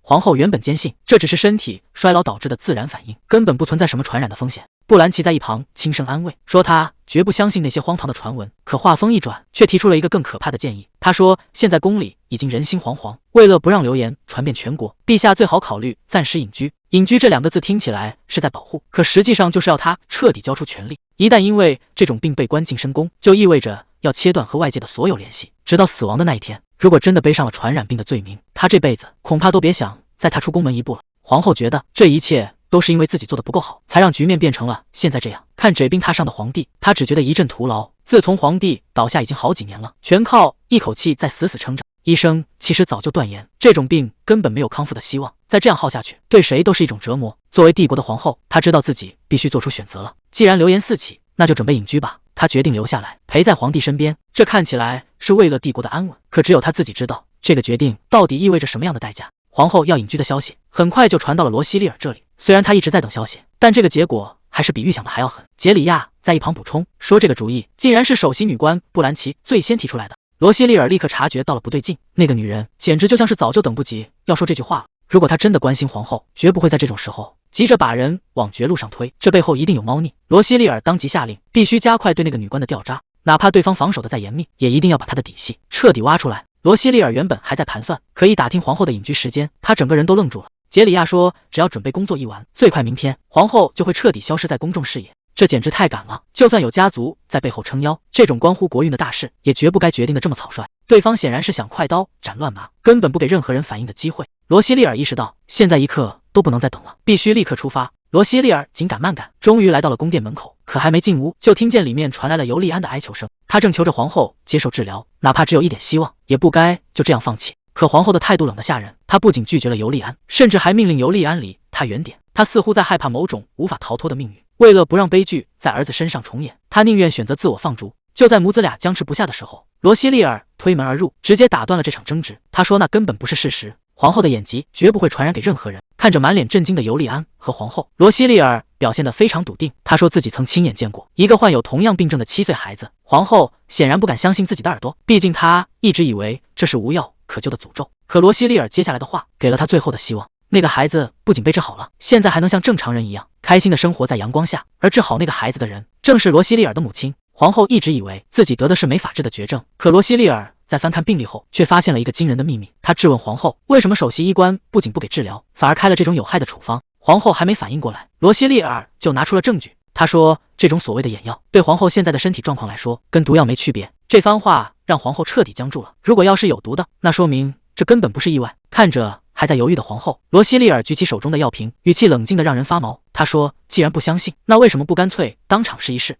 罗西利尔压低声音说，听说首席医官也得了同样的病，只要确认他是不是在用同一种药，真相就瞒不住了。皇后沉默了很久，这个提议显然击中了他的要害。他立刻叫来布兰奇，语气不容置疑，去把首席医官给我带过来，现在就要见他。看着布兰奇离开的背影，罗西利尔总觉得哪里不对劲。这种跑腿的小事，随便找个女仆就能办。作为皇后的贴身女官，她平时连半步都不会离开，现在竟然要亲自出马。难道说她和那个首席医官之间还有什么见不得人的勾结？绝对不能让她一个人过去。罗西利尔开口说道，听说首席医官现在谁都不见，那就由皇太子亲自带人过去，他总不敢把皇太子也拒之门外。尤利安点头同意，这确实是最稳妥的办法，有他在，谁也别想耍花招。罗西利尔松了口气，看来起疑心的不只是他自己，尤利安肯定也察觉到了什么。随着大门被推开，真正的对峙现在才正式开始。首席医官整个人都僵住了，他赶紧跪在地上求饶，辩称自己这几天眼睛出了问题，才没能及时去请安。皇后冷冷地看着他，看来传闻是真的，你竟然得了和我一样的病。首席医官还想开口狡辩，皇后根本不给他机会，直接下令把窗帘给我拉开。这下首席医官彻底慌了神，拼命阻拦说光线太强会伤眼。随着窗帘被猛地拉开，首席医官发出了凄厉的惨叫，他痛苦地向皇后求救，却不知道自己已经掉进了陷阱。罗西利尔冷冷地看着他，他脸上全是眼药水的痕迹，看来为了掩盖症状，他这几天没少折腾自己。可惜再多的药水也救不了他，因为这一切早在几天前就已经安排好了。罗西利尔曾吩咐女仆杰里亚把一种特殊的药剂放进他的茶里，这种药平时没什么感觉，可一旦遇到强光，就会让人产生难以忍受的剧痛。眼看瞒不住了，首席医官连声哀求说自己罪该万死。他改口说自己其实是得了老年病，症状和皇后一模一样，所以才见不得光。皇后可没那么好糊弄，他冷冷地质问，既然是老年病，那你之前为什么要撒谎说看不清？首席医官还在拼命找补，说自己是怕皇后误会，以为这是什么会传染的怪病，才不敢说实话。罗西利尔在一旁听出了破绽，他轻声反问，你确定这不是传染病吗？这一问直接戳中了首席医官的死穴。罗西利尔心里已经有了底，布兰奇之前口口声声说是传染病，可首席医官现在却说是老年病，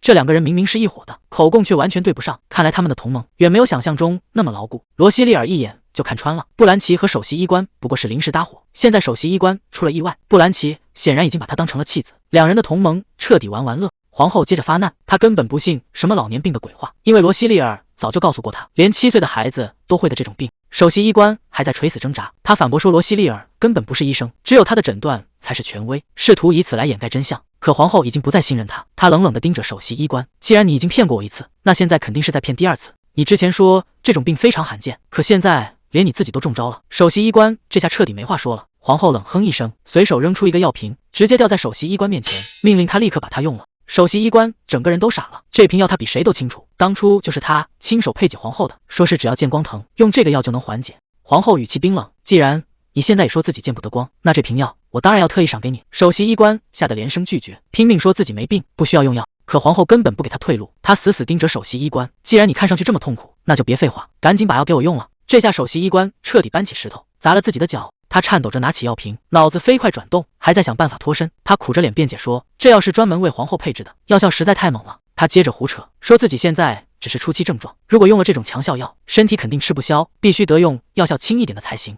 就在他以为能躲过一劫时，罗西利尔突然开口叫住了他，让他不用担心这个问题。他不紧不慢地走上前，随手又拿出一瓶药，语气平静得让人发毛。他说自己早就想到了这一层，所以特意带了另一瓶，正好适合他这种刚发病的。看着这瓶新药，首席医官彻底傻眼了，他怎么也没想到罗西利尔竟然连这种借口都提前给他堵死了。罗西利尔语气平静，他说这瓶药的成分完全是按照首席医官给皇后开的配方，用一模一样的比例调配出来的。他冷冷地看着首席医官，你真以为这种烂借口我事先会想不到吗？事到如今，你已经彻底没退路了。看着首席医官僵在原地，罗西利尔直接把药瓶塞进他手里，还故意提醒他，瞧瞧你这眼睛里全是血丝，看着都让人心疼。他脸上带着笑，话里却藏着刀。他说希望首席医官赶紧把药用了，好，早点缓解现在的痛苦。首席医官死死攥着药瓶，整个人如坠冰窟。他心里比谁都清楚，这哪里是救命药，这分明是罗西利尔亲手递给他的催命符。看着首席医官迟迟不敢动手，皇后冷冷地抛出一句话：既然药都拿在手里了，你怎么还不动？首席医官将在原地一动不动，整个大殿安静的可怕。皇后步步紧逼，语气里满是嘲讽，难道说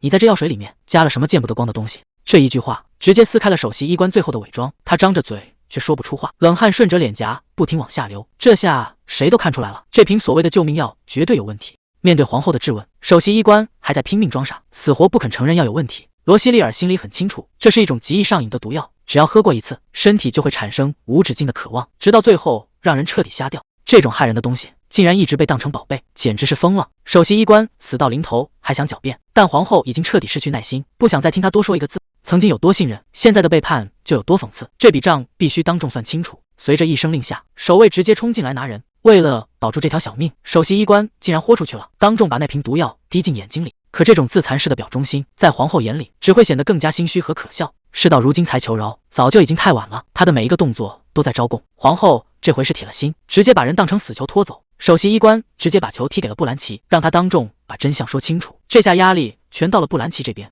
首席医官还以为抓到了救命稻草，拼命哀求布兰奇帮自己解释，觉得只要他开口就能变成误会。谁知道布兰奇为乐自保，反手就是一刀，当场表示自己看错了人。这翻脸不认人的速度，让首席医官彻底掉进了冰窟窿。这回是真的没人能救他了。尤利安根本不给首席医官喘息的机会，直接让守卫把人拖了出去。但这出戏还没到谢幕的时候，皇后转过头，把目光锁定了旁边的布兰奇。刚才首席医官求救的眼神可瞒不过他，为什么一个外人出事了第一反应是找你求助？布兰奇倒是淡定，承认自己给了首席医官不少特权，甚至让他进宫都能绕过守卫。布兰奇这一招以退为进，直接跪在地上把错全认了，说是自己管教不严，才让首席医官这么狂。这下反而把皇后给架住了，毕竟给首席医官点特权也是常有的事，真要深挖下去，谁的脸上都不好看。罗西利尔在一旁看得明白，这局面已经没法再追究了，再闹下去只会让皇室更难堪。皇后最后只能顺水推舟，摆摆手，让这件事彻底翻篇。但这笔账肯定已经在心里记下了。布兰奇虽然暂时保住了命，可这宫里的风向怕是又要开始变了。皇后的身体终究还是撑不住了，连坐稳都费劲。尤利安赶紧上前扶住她，想趁这个机会把接下来的事全接管过来。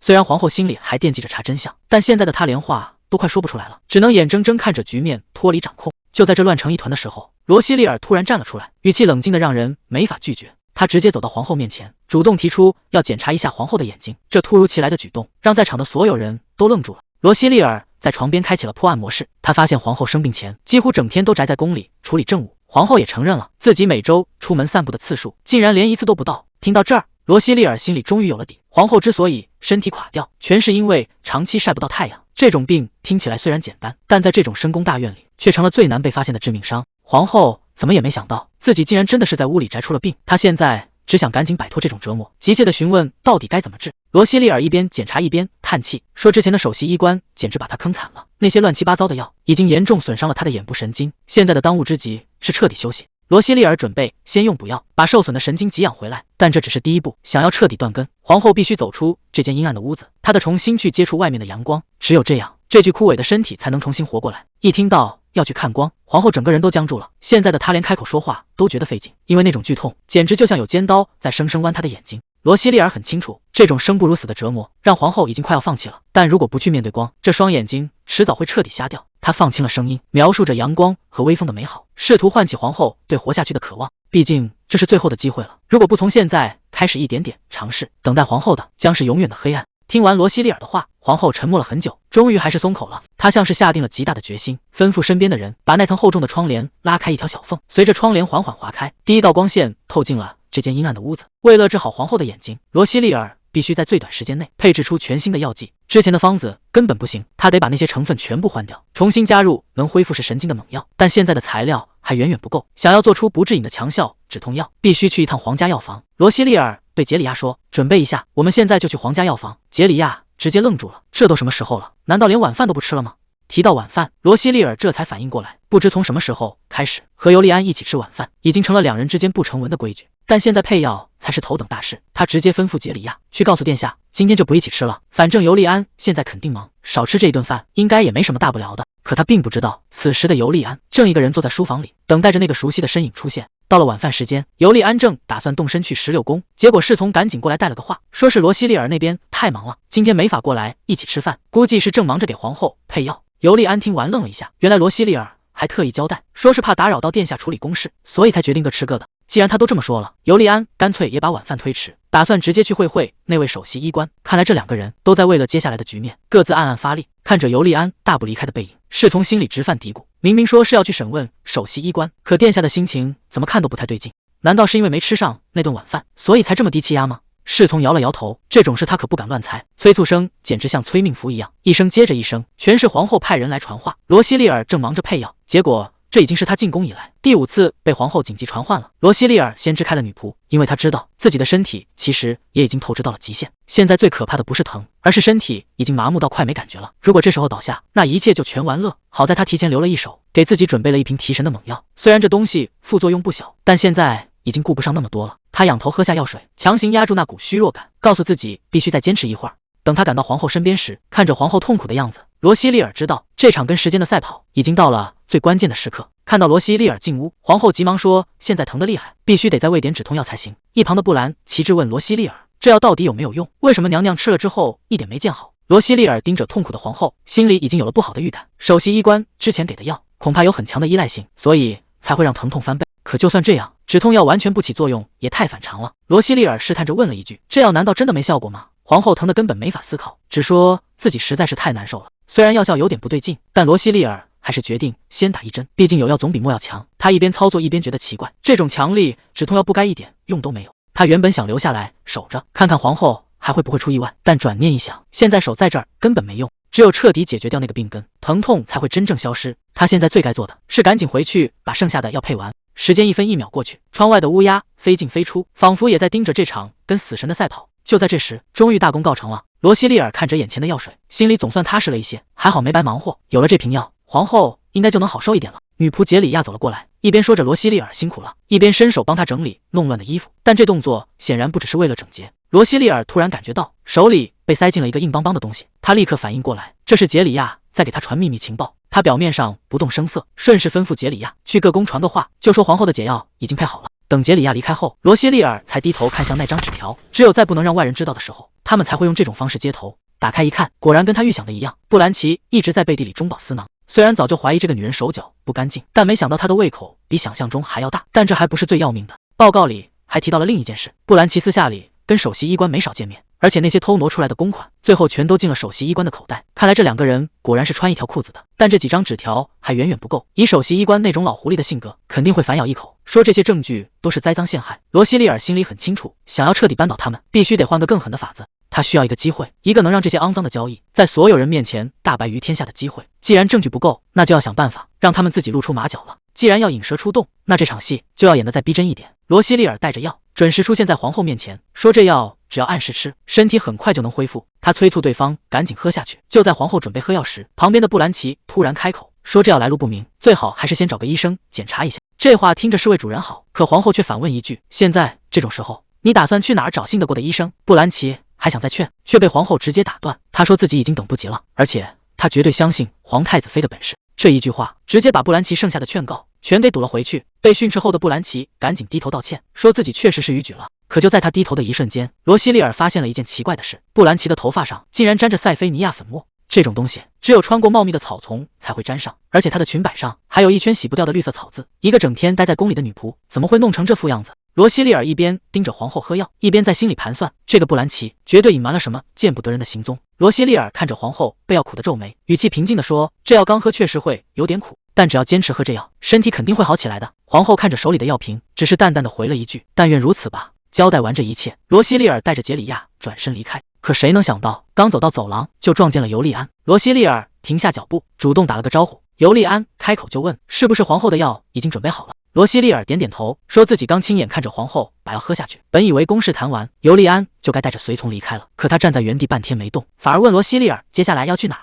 罗西利尔随口找了个借口，说想先去花园散散步。结果尤利安接下来的话让他彻底没话说了。他说既然要散步，那他就陪着一起去。这下麻烦了，原本想一个人待会儿的计划全被这个男人给打乱了。见罗西利尔反应这么大，尤利安一脸疑惑地问他为什么这么惊讶。罗西利尔差点就说漏嘴了。他总不能直说，是怕被发现自己有吃花的怪癖吧？尤利安接着说，昨晚两人就没一起吃晚饭，所以他特意带了些三明治过来，想陪他去附近的公园吃完再回去。看着眼前的男人，罗西利尔心里开始犯嘀咕，他来这儿难道不只是为了看皇后，还是专门来找自己吃饭的？虽然在外人面前，他们确实要装成一对恩爱夫妻，可尤利安这副认真的样子，实在让人分不清他到底是在演戏，还是真的动了心思。看着满桌子精致的点心，罗西利尔心里直犯嘀咕，觉得尤利安实在没必要费这么大劲。他犹豫再三，还是开了口，劝尤利安不用做到这个份上。尤利安听完却一脸淡定，反问他什么叫做到这个份上。罗西利尔只好把话挑明了说，既然大家都这么忙，几天不见面其实挺正常的，毕竟外面的夫妻大多都是这么过的。他想用这种方式提醒尤利安，没必要为了演戏把自己搞得这么累。他说很感激尤利安的心意，但真没必要特意做到这种地步，这反而让他心里过意不去。尤利安的语气变得非常认真，他说该道谢的人其实是他自己，因为罗西利尔为了他母亲确实吃了不少苦头。罗西利尔听完笑了笑，说只要是能救治的病人，他都会拼尽全力。听到病人这两个字，尤利安的神情柔和了许多，原来在他心里，皇后不仅仅是高高在上的统治者，更是一个需要被照顾的普通人。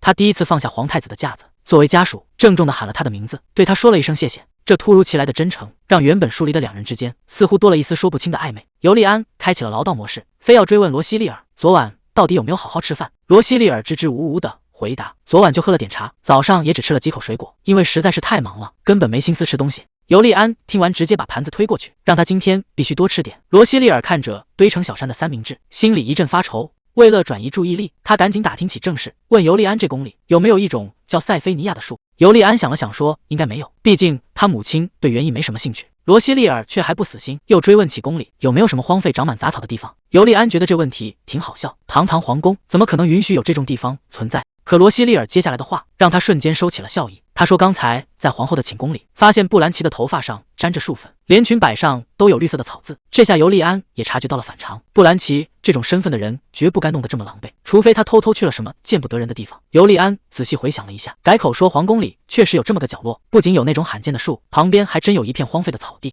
罗西利尔立刻盯紧了他，那个藏着秘密的地方到底在哪？尤利安指出了那个位置，就在宫墙边上，是个平时根本没人去的荒地。罗西利尔立刻察觉到了不对劲，既然那里什么都没有，布兰奇为什么要在皇后病重的时候特意跑去那种地方？唯一的解释就是他在罗西利尔到达之前刚刚去那里见了什么人，或者处理了什么见不得光的东西。尤利安也想起了一个细节，之前审讯首席医官的时候，那家伙曾开出一个条件，只要能保住他的命，他就愿意供出幕后主使。当时首席医官一直念叨着监狱对他来说太危险了，线索终于串到了一起，那个荒地恐怕就是他们交换秘密的法外之地。尤利安想起在阴暗的牢房里，首席医官那副走投无路的样子，难道说那个让他感到恐惧的威胁并不是来自监狱外面，而是早就已经渗透进来了？如果连守卫森严的牢房都不能保证证人的安全，那说明对方的势力远比他们想象的还要大。尤利安带着人一路赶到地牢，本以为终于能拿到关键证据，可眼前的首席医官背对着门坐在那里，一点动静都没有。尤利安低声喊了一句医官大人，结果这一碰，对方的身体竟然直接歪了过去，这下彻底出大事了。尤利安最担心的事还是发生了，首席医官就这样直挺挺地倒在地上，他低声叹了口气，看来还是来晚了一步。罗西利尔蹲下身去确认，发现人已经彻底断了气，唯一的证人就这么没了，接下来的路该怎么走？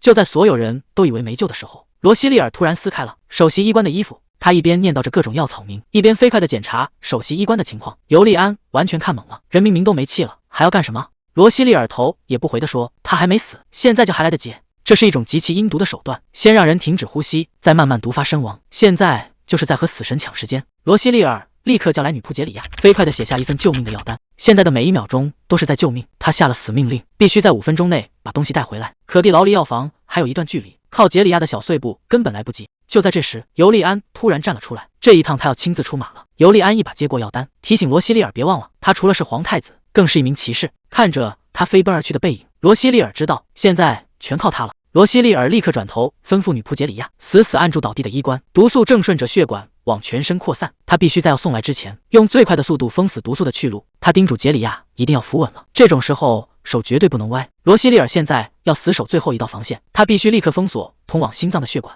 第一针、第二针、第三针，他精准地截断了毒素的路径，只要能撑到尤利安把药带回来，这条命就算保住了。随着最后一针落下，罗西利尔已经做完了所有能做的，接下来的局面只能听天由命，等尤利安的消息。就在他最焦急的时候，门口传来了那个熟悉的声音，尤利安带着救命药及时赶回，接过尤利安送来的救命药，罗西利尔一刻也不敢耽误，他得先配出能化解毒素的药剂，然后再逐一疏通之前封死的血管。医官的情况已经到了极限，现在只能祈祷这一切还来得及。出大事了！首席医官没能挺过来，死讯传遍了宫廷，皇后彻底失控了。她根本无法接受这个事实，明明之前还好好的，怎么说没就没了？罗西利尔只能低头认错，说发现的时候人的心跳已经停了，这下局面完全失控了。首席医官这一死，背后的秘密恐怕要永远埋地底了。罗西利尔说自己已经尽力了。首席医官临死前确实吊起过一口气，还留下了一句让人摸不着头脑的遗言。他说了一个数字36，说完这最后3个字，人就彻底断了气。皇后显然被这个数字惊到了，谁都看得出来，医官当时肯定还有话没说完。这个神秘的36到底藏着什么见不得人的秘密？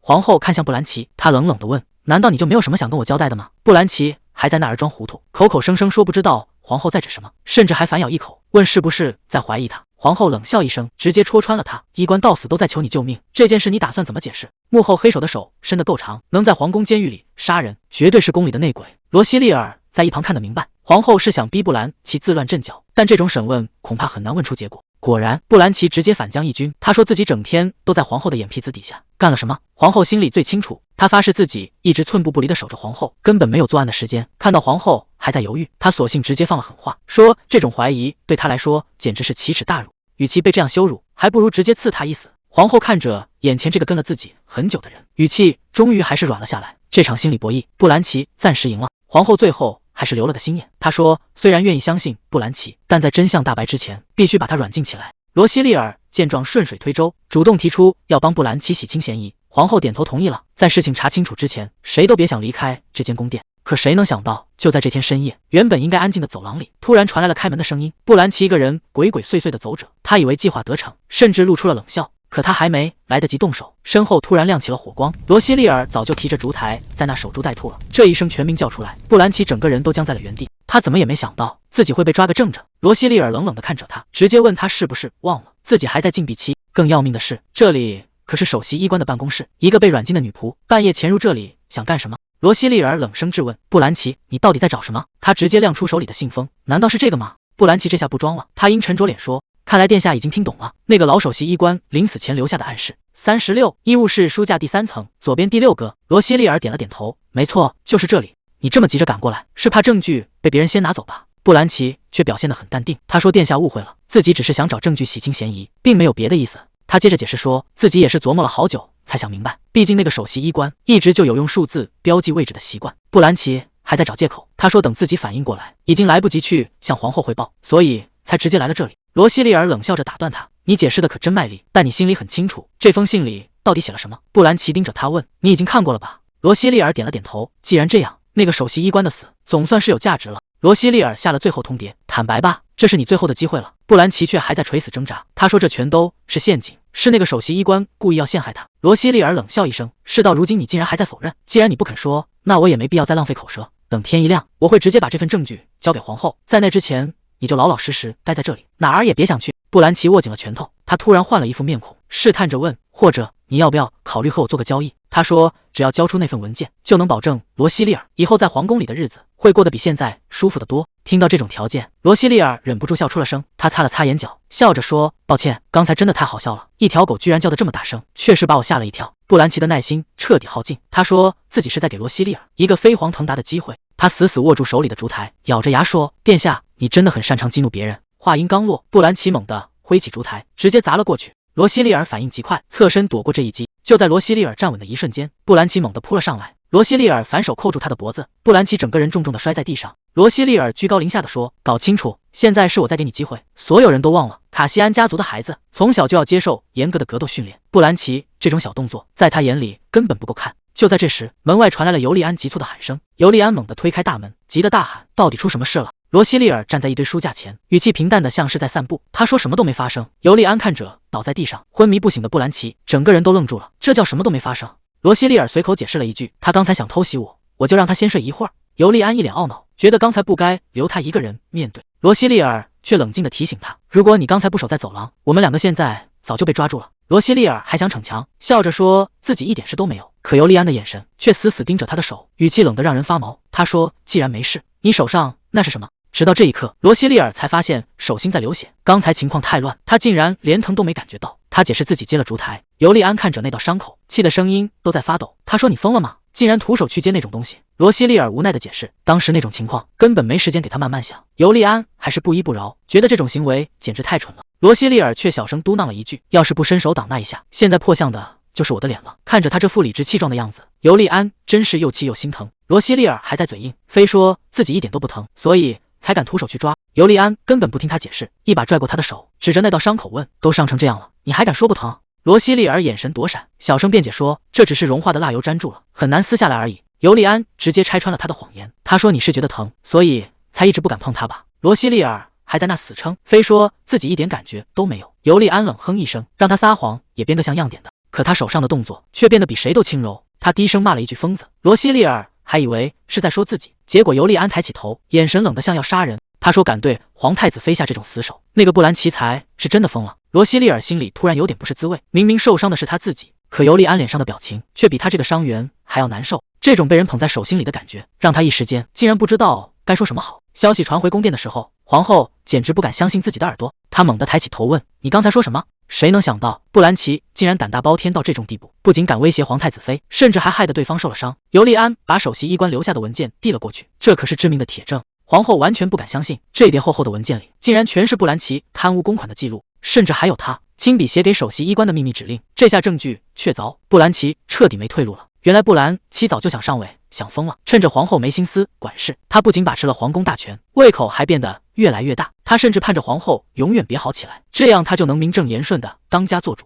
为了这个目的，他竟然支持首席医官在眼药里动手脚，这哪是在治病，这分明是要把皇后往绝路上推。皇后看着手里的证据，心里最后一点情分也断了。她本想睁一只眼闭一只眼，可没想到布兰奇竟然在背后捅刀子。尤利安在一旁提醒，布兰奇毕竟是高阶贵族，这块硬骨头恐怕不好啃，必须得按规矩来审讯。皇后本想亲自出面，但尤利安拦住了她，这种脏活累活，她打算和皇太子妃一起扛下来。看着儿子这么坚持，皇后最后还是点了头。接下来的这场审讯，布兰奇怕是插翅难逃了。皇后把剩下的事全都交给了尤利安处理。审讯室的大门一关，真正的较量才刚开始。布兰奇坐在审讯椅上，听着对面一桩桩列举他的罪状，勾结首席医官贪污公款，甚至还胆大包天去威胁皇太子妃，这随便哪一条拿出来都够他受的了。可谁能想到，这女人到了这时候还在死鸭子嘴硬。她不仅一口否认了所有指控，还当场要求开启贵族审判。看这架势，她是打算死磕到底了。尤利安直接把话挑明了，现在证据确凿，问布兰奇到底还想怎么抵赖。布兰奇一口咬定那些文件全是伪造的，甚至还当众放狠话，说要是再敢这么陷害他，他背后的卡梅雷家族绝不会罢休。罗西利尔在一旁看得清清楚楚，这女人是打算死不认账了，简直是厚颜无耻到了极点。虽然现在证据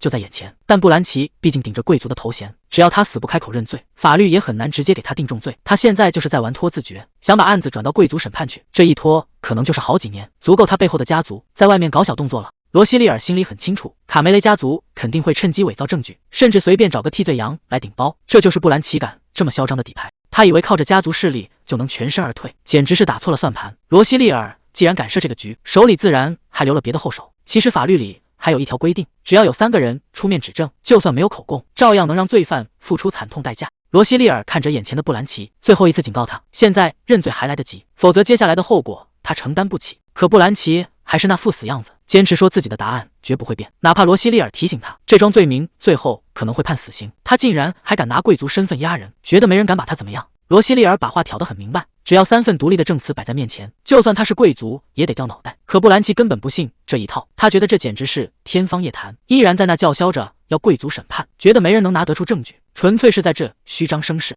尤利安已经没耐心听他废话了，既然这女人不见棺材不落泪，那就只能动真格的了。他直接下令带进第1位证人卡曼贝尔德里克。随着一阵沉重的脚步声，第1位证人终于露面了。当布兰奇看清来人的那一刻，他整个人都僵在了原地。这个叫卡曼贝尔德里克的男人，身份可一点都不简单，他曾担任了整整3年的宫廷首席医官，是皇室最信任的人之一。可谁能想到，他竟然就是那个在药里下毒，故意加重皇后病情的罪魁祸首，简直是胆大包天的叛徒。谁能想到，这个本该死透了的男人，竟然奇迹般的活了过来，还站到了审讯室里。时间回到几天前的地牢，罗西利尔正守在卡曼身边，他已经给这个男人打了药，甚至清理了堵塞的血管，可结果却让人心凉。卡曼躺在那一点动静都没有，完全没有要醒过来的迹象。这下罗西利尔彻底慌了，他开始怀疑是不是自己来晚了，或者是解毒剂做得太仓促，根本就没起作用。眼看计划就要功亏一篑，那一刻，罗西利尔心里已经做了最坏的打算，他不得不承认，这个关键证人可能真的救不回来了。可就在他准备放弃的时候，一阵剧烈的咳嗽声突然响起，卡曼竟然猛地醒了过来，这简直是从鬼门关硬生生爬了回来，把在场的人都吓了一跳。罗西利尔赶紧凑上前去，急切地询问他能不能听到声音，直到卡曼虚弱地开口，亲口说出自己的名字，尤利安和罗西利尔才终于松了口气。这颗最关键的棋子总算是保住了。尤利安盯着刚醒过来的卡曼，冷冷地问他知不知道这是哪。卡曼环顾四周，意识到自己正身处皇宫的地牢里。卡曼一脸茫然地问自己到底怎么了，他明明记得刚才还在经历某种可怕的事。尤利安直接告诉他，你刚才中毒了，心脏甚至都已经停止了跳动，要不是罗西利尔及时出手，你现在早就已经是个死人了。卡曼刚缓过气来，就咬牙切齿地吐出一个名字，布兰奇，是那个女人为了灭口才对他下的死手。罗西利尔敏锐地抓住了重点，你刚才是不是提到了证据？卡曼点点头，承认自己留了一手，他手里存着所有的信件和交易记录，那是足以让对方翻不了身的致命筹码。尤利安在一旁冷冷地提醒，你现在最该感谢的人是皇太子妃。卡曼这下彻底反应过来了，他扑通一声跪倒在罗西利尔面前，发誓要献出一切来报答救命之恩。想要动那个位高权重的布兰奇，光有证据还不够，除非他亲口认罪，否则这事儿很难办成。罗西利尔低声提醒，现在还差证人，局面似乎陷入了僵局。谁能想到尤利安早就留了后手，他派出的隐卫已经抓住了那个想杀卡曼的凶手，这下证人只剩最后一个了，只要再加一把火，真相就能大白。罗西利尔看着眼前的卡曼，语气冷静的让人发指，他说，只能请你再死一次了，只要首席医官一死，布兰奇肯定会放松警惕，到时候就是收网的最佳时机。为了让计划万无一失，罗西利尔准备了一份假死药，只要喝下去，就能在不伤性命的情况下瞒天过海。地牢里的布兰奇还没意识到，他以为已经除掉的眼中钉，现在正一步步向他走来。看到本该死透的人出现在面前，布兰奇整个人都僵住了，这简直就是活见鬼。卡曼冷冷地看着他，问他是不是很意外，毕竟为了杀人灭口，布兰奇可是费了不少心思。尤利安在一旁补了一刀，他说首席医官卡曼已经全部招供，这第一个证人布兰奇是无论如何也躲不掉了。尤利安冷笑一声，直接带上了第二个证人，就是那个潜入监狱企图毒杀卡曼的杀手。在铁证面前，杀手交代得干干净净，承认所有行动都是受布兰奇指使。面对指控，布兰奇还在死鸭子嘴硬，他觉得只要自己不认账，谁也拿他没办法。他咬着牙提出要进行最后的贵族审判，尤利安给了他最后一次机会，只要现在认罪，还能算他自首。可布兰奇还是不见棺材不掉泪，他咬死自己是清白的，觉得只要没证据，谁也奈何不了他。尤利安没跟他废话，直接传唤了第三个证人。当那个叫拉特里的女仆被带进来时，布兰奇彻底愣住了。这个女仆可是他的心腹，专门负责帮他干那些见不得光的勾当，现在连这最后一张底牌也落到了尤利安手里。拉特里当场供认不讳，承认自己一直按照布兰奇的指示，给首席医官送去大量的金币和珠宝，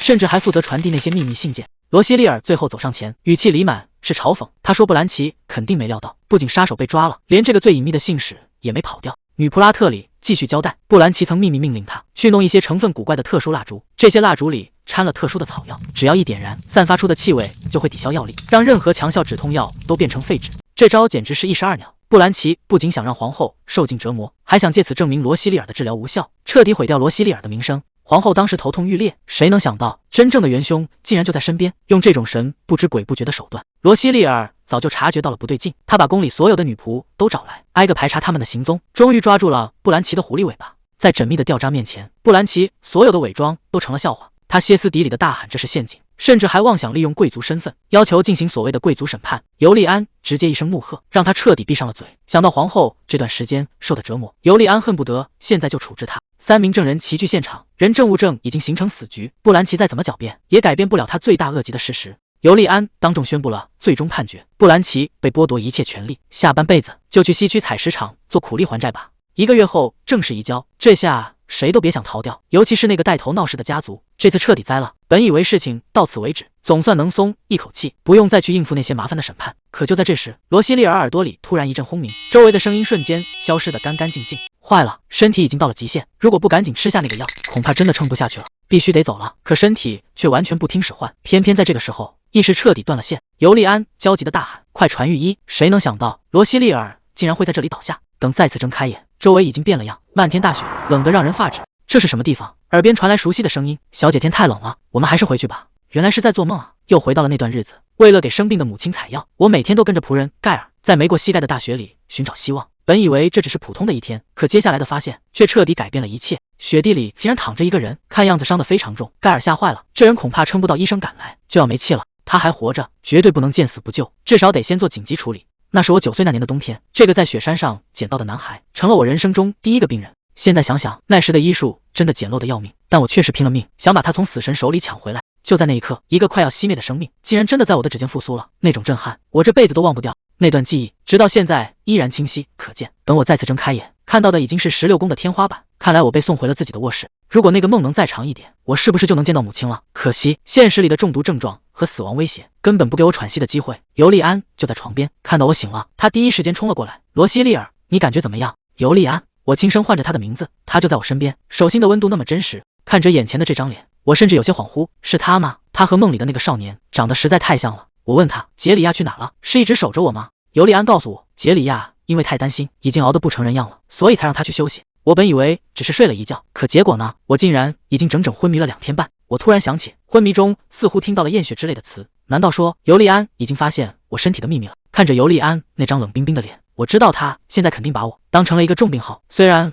我知道自己很快就能好，但现在绝对不能露出破绽。我试探着跟他说我已经没事了，可尤利安却冷冷地盯着我。你倒是说得轻巧，难道你一点都不想知道你的身体到底出了什么问题吗？面对尤利安的质问，我一时间不知道该怎么接话。就在这时，一直守在旁边的老医师开口了，他叫巴米德。一听这名字的风格，我就知道他来自亚龙王国，既然是那里的资深医师，医术自然没得说。可尤利安接下来的话却让我心里咯噔一下。他说光靠普通的检查根本查不出病因，所以他专门请人给我验了血。他盯着我的眼睛，一字一句地转述了医师的话。罗西利尔，关于你现在的身体状况，你自己心里应该比谁都清楚吧？我还在试图装傻，问他在说什么，甚至想再次用没事这种话把这件事敷衍过去。可尤利安根本不吃这一套，他直接打断了我，眼神里全是冰冷。他说，你是不是又要说你很好？别再骗人了，你的情况到底恶化到哪一步了？这一刻我彻底愣住了，因为他问出了那个我最害怕被发现的秘密。罗西利尔，你的感官已经消失多少了？既然还能正常交流，说明你的听力没问题，那消失的应该就是知觉了。尤利安终于明白，罗西利尔说不疼原来不是在逞强，失去知觉其实就离死不远了。尤利安追问道，连巴米德医生都说难办，这病真的能治吗？罗西利尔给出了肯定的回答。他沉思着，看来连巴米德医生也被蒙在鼓里，这正合罗西利尔的心意。只要没人发现那个秘密，他的计划就能继续。皇帝现在昏迷不醒，尤利安又没权限动那朵花，罗西利尔决定要把这个秘密守到最后。他顺着尤利安的话演了下去，说是自己太忙才累坏了身体。尤利安显然当真了，语气里满是责备和心疼。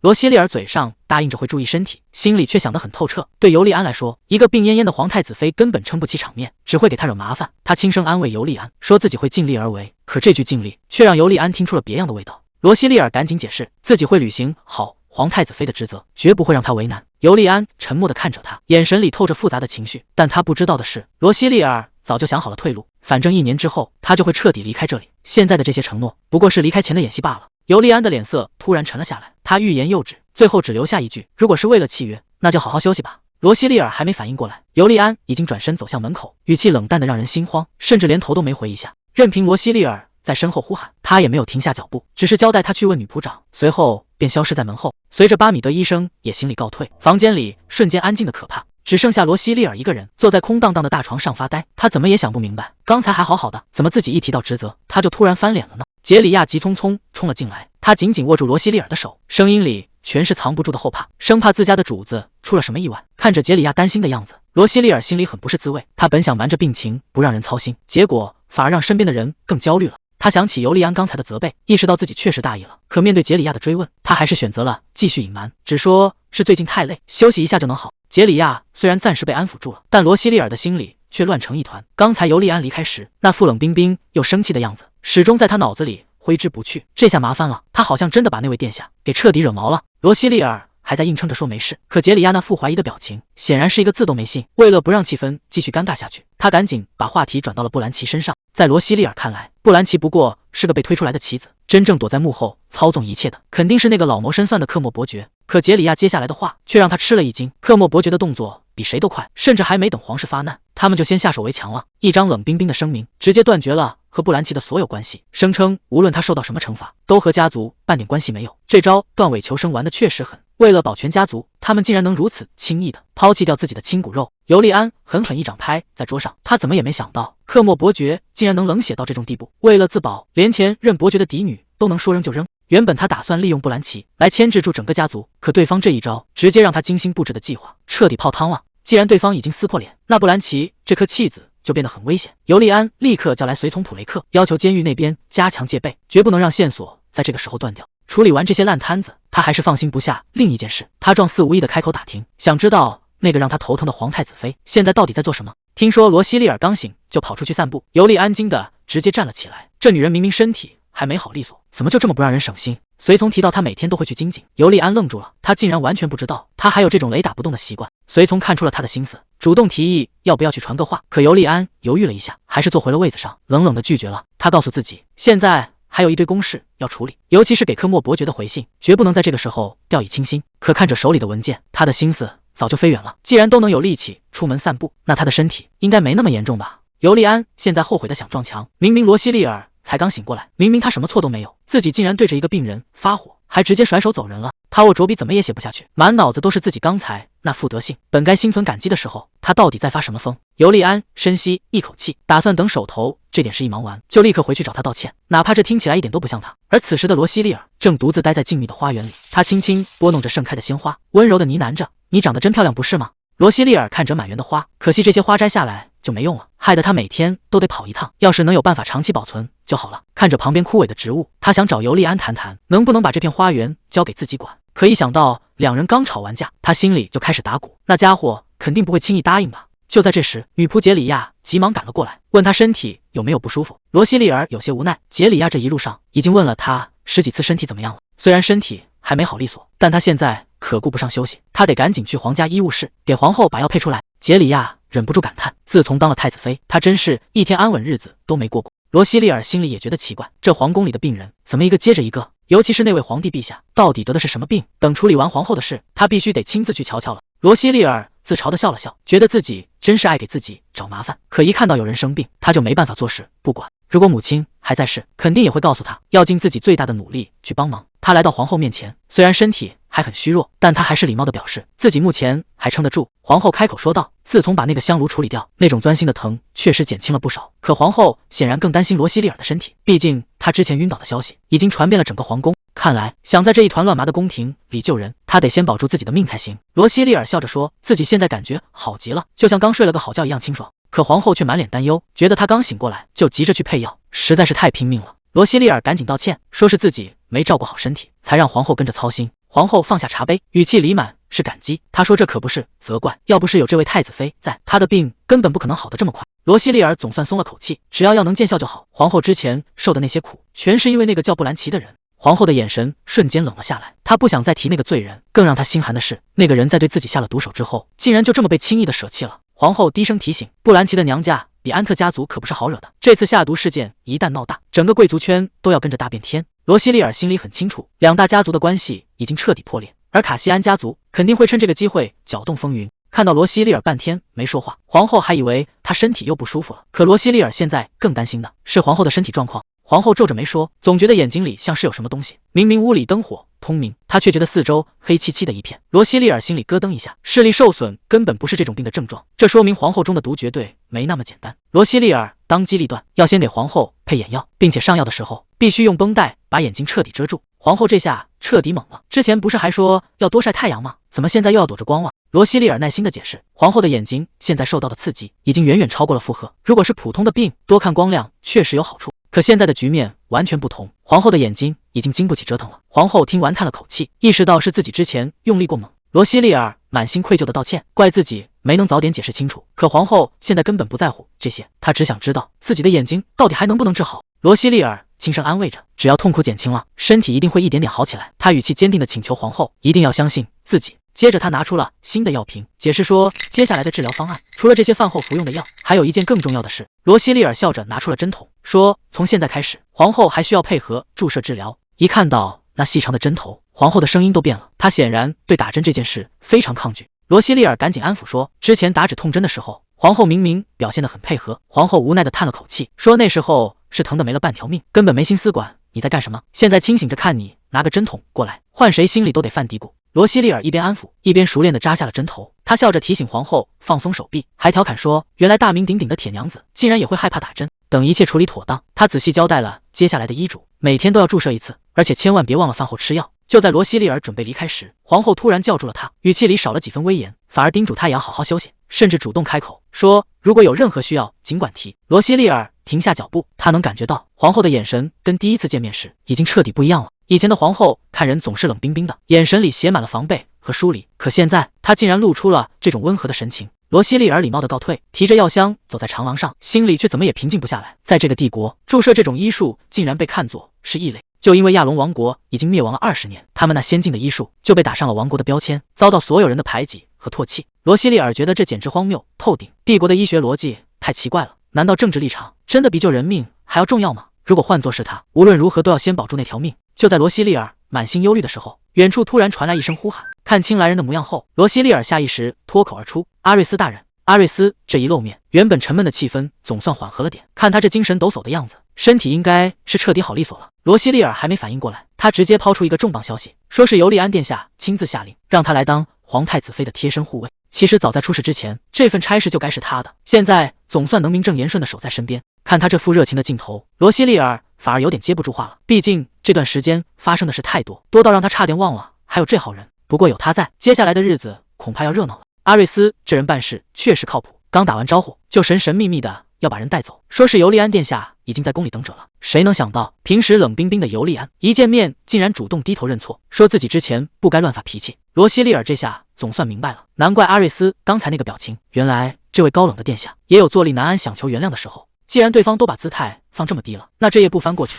恐怕也说不过去了。尤利安现在是越来越爱操心了，刚道完歉就开始盯着罗西利尔问有没有按时吃药，看这架势以后怕是要变成个唠叨大王。不过正事也没落下，那些参与叛乱的家伙全都被剥夺了爵位，送去干苦力。罗西利尔刚想松口气，尤利安的一句话却让气氛重新降到了冰点。虽然明面上的喽啰都清理干净了，但那个真正躲在暗处操控这一切的幕后黑手，到现在连个影子都没抓着。尤利安直接把重担揽到了自己身上，说抓人的事交给他处理就行。罗西利尔现在的任务只有一个，那就是把身体养好。看他这副严肃的样子，谁能想到下一秒他竟然就开始纠结晚饭吃什么，还一本正经的抱怨说两人最近忙得连顿饭都没凑上。罗西利尔一个没忍住，直接笑场了。他是真没想到，这位平时不可一世的殿下竟然也有这么实在的一面，特意跑过来道歉也就算乐，居然还惦记着要把错过的晚饭补回来。看来这冰冷的外壳下确实藏着一颗不太会表达的真心。尤利安顺势牵起了他的手，动作自然的就像排练过无数次。罗西利尔心里很清楚，在别人眼里他们必须是那一对最完美的模范夫妻，这不就是他一直以来的计划吗？故意表现得这么亲密，无非是想让外人都觉得他们之间真的有什么深情厚谊。尤利安听完只是微微一笑，并没有反驳，毕竟这场戏要演得逼真，光靠一个人可撑不起来。既然大家都心知肚明，那就继续并肩走下去，看看这场名为恩爱的戏码最后到底要怎么收场。巴米德医师如约而至，罗西利尔表面上是在聊身体状况，其实心里早就打好了算盘。既然这位老医师来自亚龙王国，那他一定知道关于母亲的秘密。他太想知道那个女人到底是谁，又是个什么样的性格。还没等他开口试探，巴米德却先盯着他的脸出了神。巴米德低声感叹了一句，说他现在的样子简直和当年的沙哈德纳夫人一模一样。沙哈德纳这个名字在罗西利尔心里藏了太久，他本以为有很多话想问，可真到了这一刻，嗓子眼却像被什么东西堵住了一样。巴米德的一句话直接让他愣住了，原来这位老医师竟然曾是他母亲最引以为傲的老师，甚至还是亚龙医学院的教授。罗西利尔很快就反应了过来，既然是老师，那他一定知道母亲当年所有的秘密。巴米德看着眼前这个聪明的女孩，忍不住发出一声感叹，说她不仅长得像母亲，连这份过人的敏锐也简直一模一样。巴米德越说越激动，他觉得罗西利尔最像他母亲的地方其实是那份过人的医术天赋，这让罗西利尔感到很意外，因为他一直以为母亲嫁入公爵家后就再也没碰过医学。看到老医师因为失言而有些慌张，罗西利尔反而表现得非常大方，他不仅没有生气，还主动请巴米德以后说话别太客气，毕竟他是母亲最尊敬的老师。他想用同样的方式对待这位长辈，不仅仅是为了礼貌，更是为了能从他口中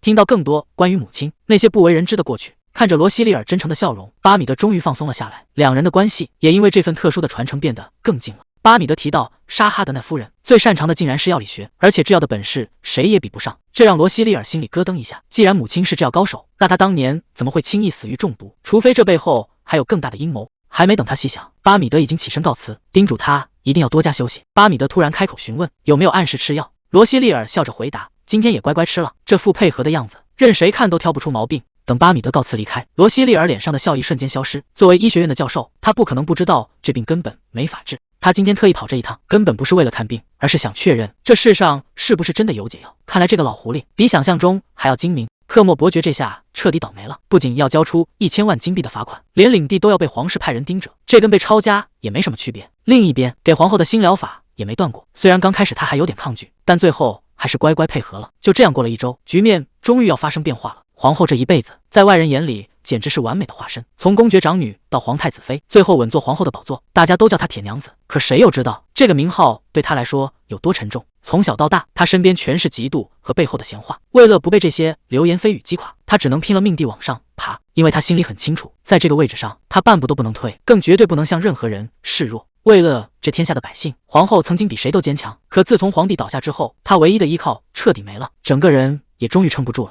就在几天前，她甚至已经打算彻底放弃，可现在真是奇了怪了，身体竟然一点都不疼了。感觉到这阵微风，前面应该就是露台，在那后面就是皇帝亲手为她布置的花园。她真的太想看了，想摘掉这层厚厚的绷带，想看看那座整整1年没见过的花园，更想亲眼看看外面的亮光。这一刻，她终于亲手扯下了束缚。当绷带滑落的那一秒，久违的阳光瞬间洒了进来。整整1年了，这片熟悉的花园总算再次出现在她面前。原本以为这辈子都要被困在那种没完没了的黑影里，再也见不到这么亮的阳光了。可谁能想到，奇迹居然真的发生了。就在皇后发愣的时候，罗西利尔急匆匆地推门冲了进来。一看到这场面，她整个人都吓坏了。罗西利尔紧张地问：“陛下是不是眼睛又疼了？快告诉我，到底哪不舒服？”皇后却笑着摇了摇头，故意逗她说：“我这是想到又要听你没完没了的念叨，愁得都掉眼泪了。”罗西利尔盯着皇后空荡荡的脸，奇怪地问：“陛下，您的绷带怎么不见了？”皇后调皮地眨了眨眼，随口编了个理由：“那可不是我故意摘的，是被风给吹跑了。”罗西利尔无奈地笑了笑，反正今天也该拆线了，走吧，陛下，咱们去做最后一次检查。结果比预想的还要好，皇后兴奋地说：“现在看什么都清清楚楚，而且身体一点都不疼了。”听到这话，罗西利尔悬着的心总算放下了，虽然还不能说是彻底断根，但基本上已经好的差不多了。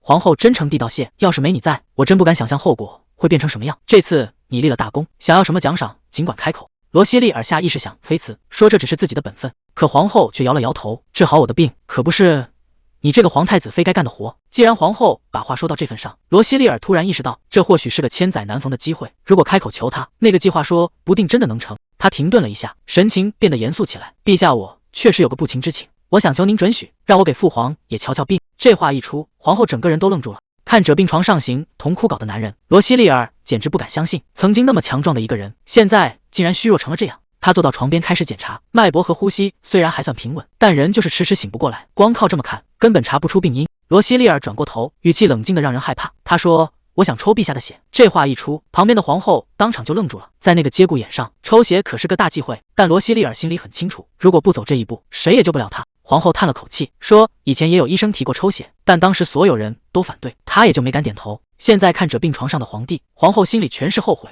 如果当初能早点下决心，局面也许就不会这么糟糕。罗西利尔轻声安慰：“谢谢您的信任，我一定会尽全力。”他挽起袖子准备动手，可就在这一瞬间，他整个人都愣住了。皇帝的手臂上竟然布满了诡异的绿色斑点，这种绿色的斑点，罗西利尔这辈子只见过一次，那就是在他母亲临终的时候，症状和现在的皇帝一模一样。这已经不是普通的生病了，而是一个尘封已久的秘密，正随着这管鲜血被慢慢抽出来。另一边，尤利安虽然坐在书桌前办公，但心思根本不在文件上。他开口问随从：“皇太子妃现在人在哪？”随从心里直犯嘀咕，这已经是殿下今天第几次问起他了。看尤利安那副坐立难安的样子，随从只能如实回答：“听说他去见皇后陛下了。”尤利安一听这话，屁股底下像着了火，站起来就要跟着过去。随从赶紧拦住他，指着桌上堆成山的公文说：“殿下，这还有这么多活儿没干完呢。”尤利安还想找借口说紧急的都处理好了，可随从直接搬出了派尔森子爵，说那位大人走之前特意交代过，今天这些文件您一个字都别想欠着。尤利安沉默了半天，最后只能乖乖坐回去继续加班。随从看着他那副心不在焉的样子，忍不住小声嘀咕了一句：“您就这么喜欢皇太子妃吗？”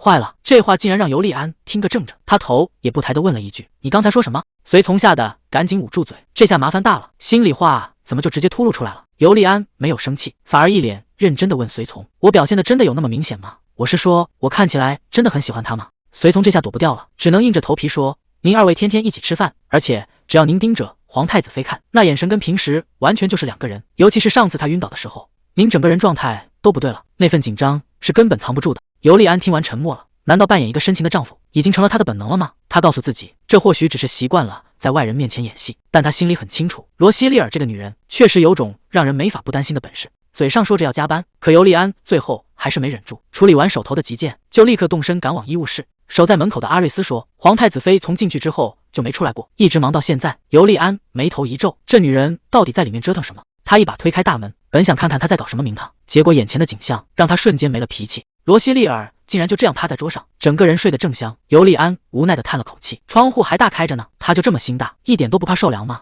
尤利安轻手轻脚地关上窗户，生怕惊醒了正在做梦的人。罗西利尔在睡梦中呢喃了一声，似乎睡得并不安稳。尤利安脱下自己的外套，小心翼翼地披在他的肩上，看着他毫无防备的睡颜。尤利安突然停住了动作，随从的话再次在他耳边响起，说他看着罗西利尔的时候，眼神和往常完全不一样，难道连外人都看出来了吗？他鬼使神差地伸出手，指尖轻轻越过他的发丝，这一刻他终于没法再骗自己了。尤利安就这样静静地站着，守了他很久，直到罗西利尔迷迷糊糊地睁开眼，意识才一点点回到脑子里。他有些断片，明明记得刚才还在做血液检查，怎么一转眼就睡死过去了？还没等他彻底清醒，就感觉到身边坐着一个人。罗西利尔猛地转过头，看清来人的那一刻，他整个人都愣住了，下意识喊出了那个名字：尤利安。他怎么也没想到，这个平日里冷冰冰的男人，竟然会在这里守他一整夜。听到罗西利尔的声音，尤利安并没有表现出太大的波动，他只是平静地转过头，语气听不出任何起伏。你醒了，罗西利尔。罗西利尔有些意外，他明明等了很久，却随手抓起一本深奥的草药书，假装只是无聊打发时间。尤利安细心地问起，今天的药有没有按时吃？这副欲言又止的样子，总让人觉得哪里不对劲。但现在最关键的是，皇后的眼睛马上就要彻底痊愈了。罗西利尔终于说出了实话，他今天特意跑这一趟，其实是为了皇帝的验血报告。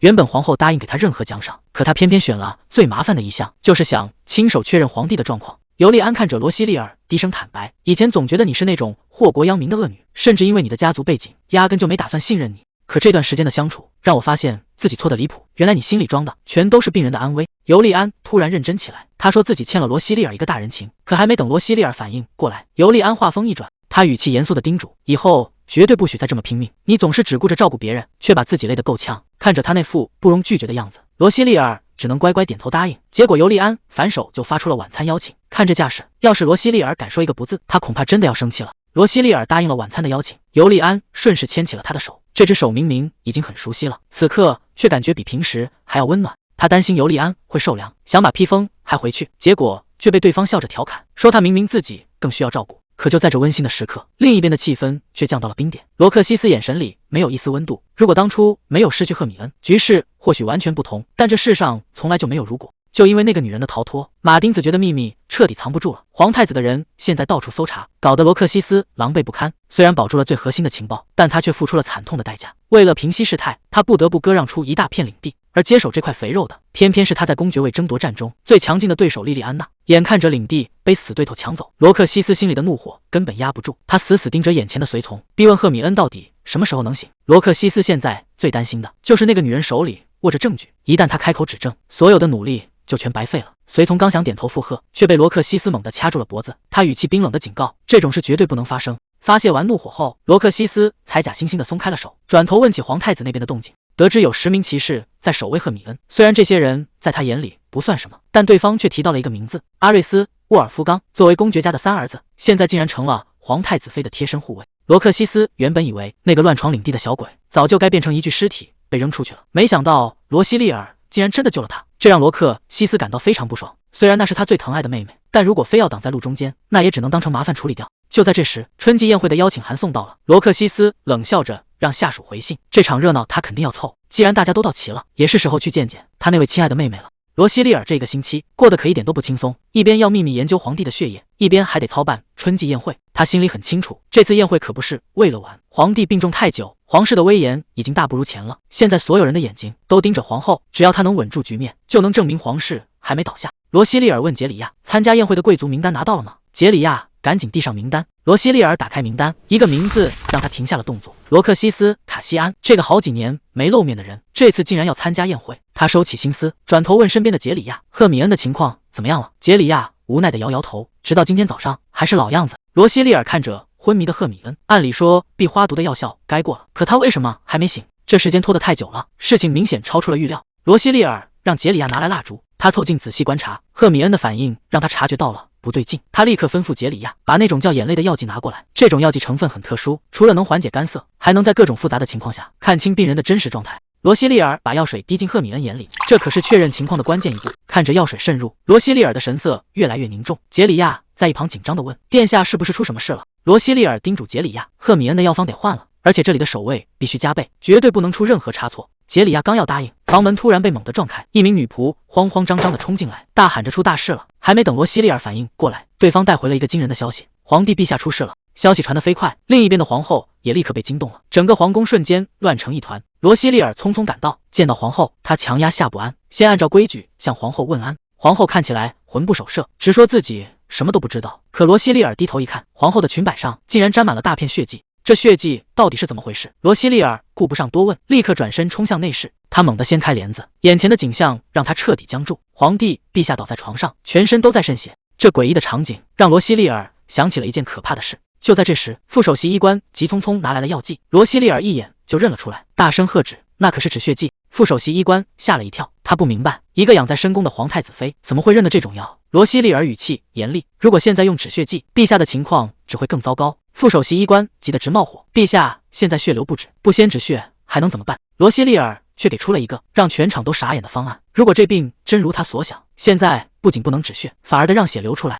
副首席医官简直不敢相信，难道罗西利尔真的看出了病因？但现在根本没时间解释，救人要紧。罗西利尔一口气爆出好几种药材，还要满满一桶冷水。副首席医官听得一头雾水，站在原地不知所措。就在这时，皇后突然发话，让所有人照皇太子妃说的做。有了皇后的支持，副首席医官这才赶紧带人去准备。罗西利尔暂时松了一口气，向皇后点头致谢。可皇后的眼神却变得异常严肃，她盯着罗西利尔，一字一句的追问：“你真的确定这就是陛下的病症吗？”罗西利尔之所以这么笃定，是因为没人比他更了解这种病。当年他的母亲就是被这种病折磨致死。更可怕的是，这根本不是什么突发的恶疾，而是卡西安家族为了除掉眼中钉故意制造出来的人造疾病。这种病在世上根本不存在，它是被精心设计出来的毒药，专门用来杀人于无形。看着眼前垂死的皇帝，罗西利尔心里很清楚，当年的惨剧现在又要重演了。同样的惨状，同样的血迹，这一切绝不是巧合。真正的罪魁祸首就是那个叫雷佩托拉的东西，那是所有灾难的开始。罗西利尔态度非常强硬，他再次提醒皇后，既然答应让他来救人，接下来的事谁都不能插手，哪怕接下来的动作再离谱，也必须无条件信任他。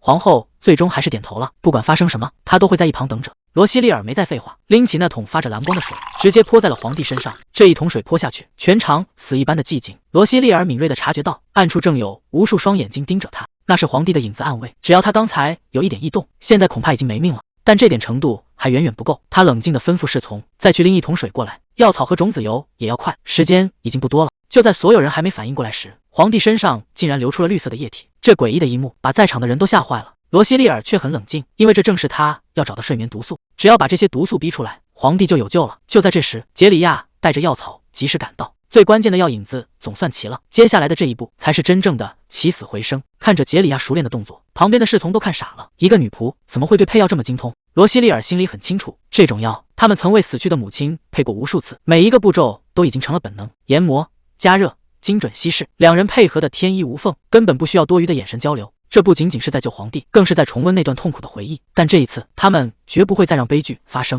最后一步，加入关键的粘液，原本散乱的药材瞬间凝聚，一颗金灿灿的药丸终于成型。罗西利尔这一手绝活，把在场的医生都看呆了。这种高难度的处理方式，连专业人士都不敢轻易尝试。可还没等大家缓过神来，他竟然直接拿起药丸，准备给昏迷的皇帝喂下去。这下副首席医官彻底坐不住了，赶紧冲上来拦住他。陛下现在根本没有意识，万一药丸卡住气管，那可就真的没命了。面对这种质疑，罗西利尔会停手吗？罗西利尔摆了摆手，让副首席医官不用担心，这种药丸只要碰到唾液，瞬间就会化成雾气。看着药丸在皇帝口中散开，在场的人都看傻了，这种吸收方式简直闻所未闻。但这还没完，罗西利尔接着抛出一个重磅炸弹，这颗药不仅能解毒，还能让造血速度提升整整5倍。5倍是什么概念？这意味着皇帝流失的血很快就能全部补回来。副首席医官吓的话都说不利索了。罗西利尔看着病床，心里却泛起一阵苦涩。这原本是他为了救母亲才拼命研发出来的禁药，可谁能想到最后竟然用在了皇帝身上。皇后走到罗西利尔面前，她先是客气地道了谢，说这次多亏了皇太子妃，不然皇室真的要出大事了。可这种客套话还没说完，皇后的眼神就变了，她压低声音，一字一句地问：“陛下现在到底是什么情况？他以后真的还能醒过来吗？”罗西利尔表现得很冷静，要求先把周围的人都撤了。看来接下来的话绝对不能让外人听见。一个声音突然从背后传来，尤利安闯了进来，一开口就是质问：“怪母亲为什么不第一时间通知他？”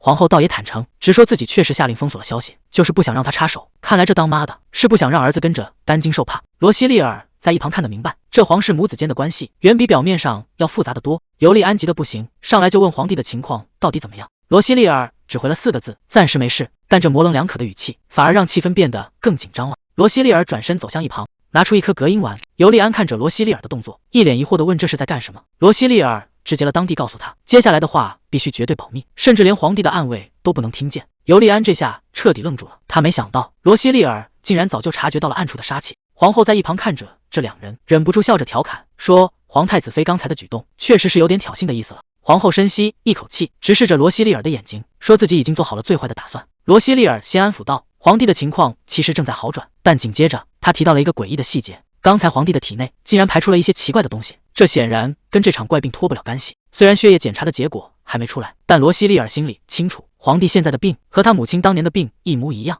这句话一出，整个房间的空气都像凝固了，这绝对不是什么巧合。尤利安整个人定在原地，半天没说出一句话。皇后察觉到不对劲，急忙喊了他的名字。本该是庄重的家族聚餐，耶弗亚却一脸不耐烦的抱怨：“真是有够烦的！按照这所谓的家族传统，每个月的第1天，所有人都得聚在一起吃这顿饭。”耶弗亚甚至当众吐槽：“不知道是谁定了这么荒唐的规矩。”他转过头，故意问身边的莉莉安娜：“你说对吧？”面对耶弗亚的抱怨，莉莉安娜直接搬出了先祖的名号，提醒他说话最好注意点分寸。可耶弗亚根本不买账，反而开始阴阳怪气的嘲讽，说莉莉安娜现在成了头号继承人，当然觉得什么规矩都是好的，毕竟连亲哥哥罗克西斯都成了莉莉安娜的垫脚石。再看看耶弗亚自己，只分到了一块边境的荒地，每天为了糊口就够累了，还得按时回来参加这种聚会。莉莉安娜终于听不下去了，直接冷脸叫停，让耶弗亚赶紧闭嘴。耶弗亚倒也干脆，转头就开始盘算，要在接下来的春季宴会上多交几个朋友，顺便还能见见罗西利尔。莉莉安娜严肃地提醒他，人家现在可是皇太子妃殿下，说话最好放尊重点。耶弗亚却一脸无所谓，觉得莉莉安娜这人实在是太死板。耶弗亚显然不想多待，打了个招呼就先溜了，留下莉莉安娜独自站在原地。就在这时，家里的随从急匆匆赶来，低声提醒莉莉安娜，家主契克罗伊森正等着见她。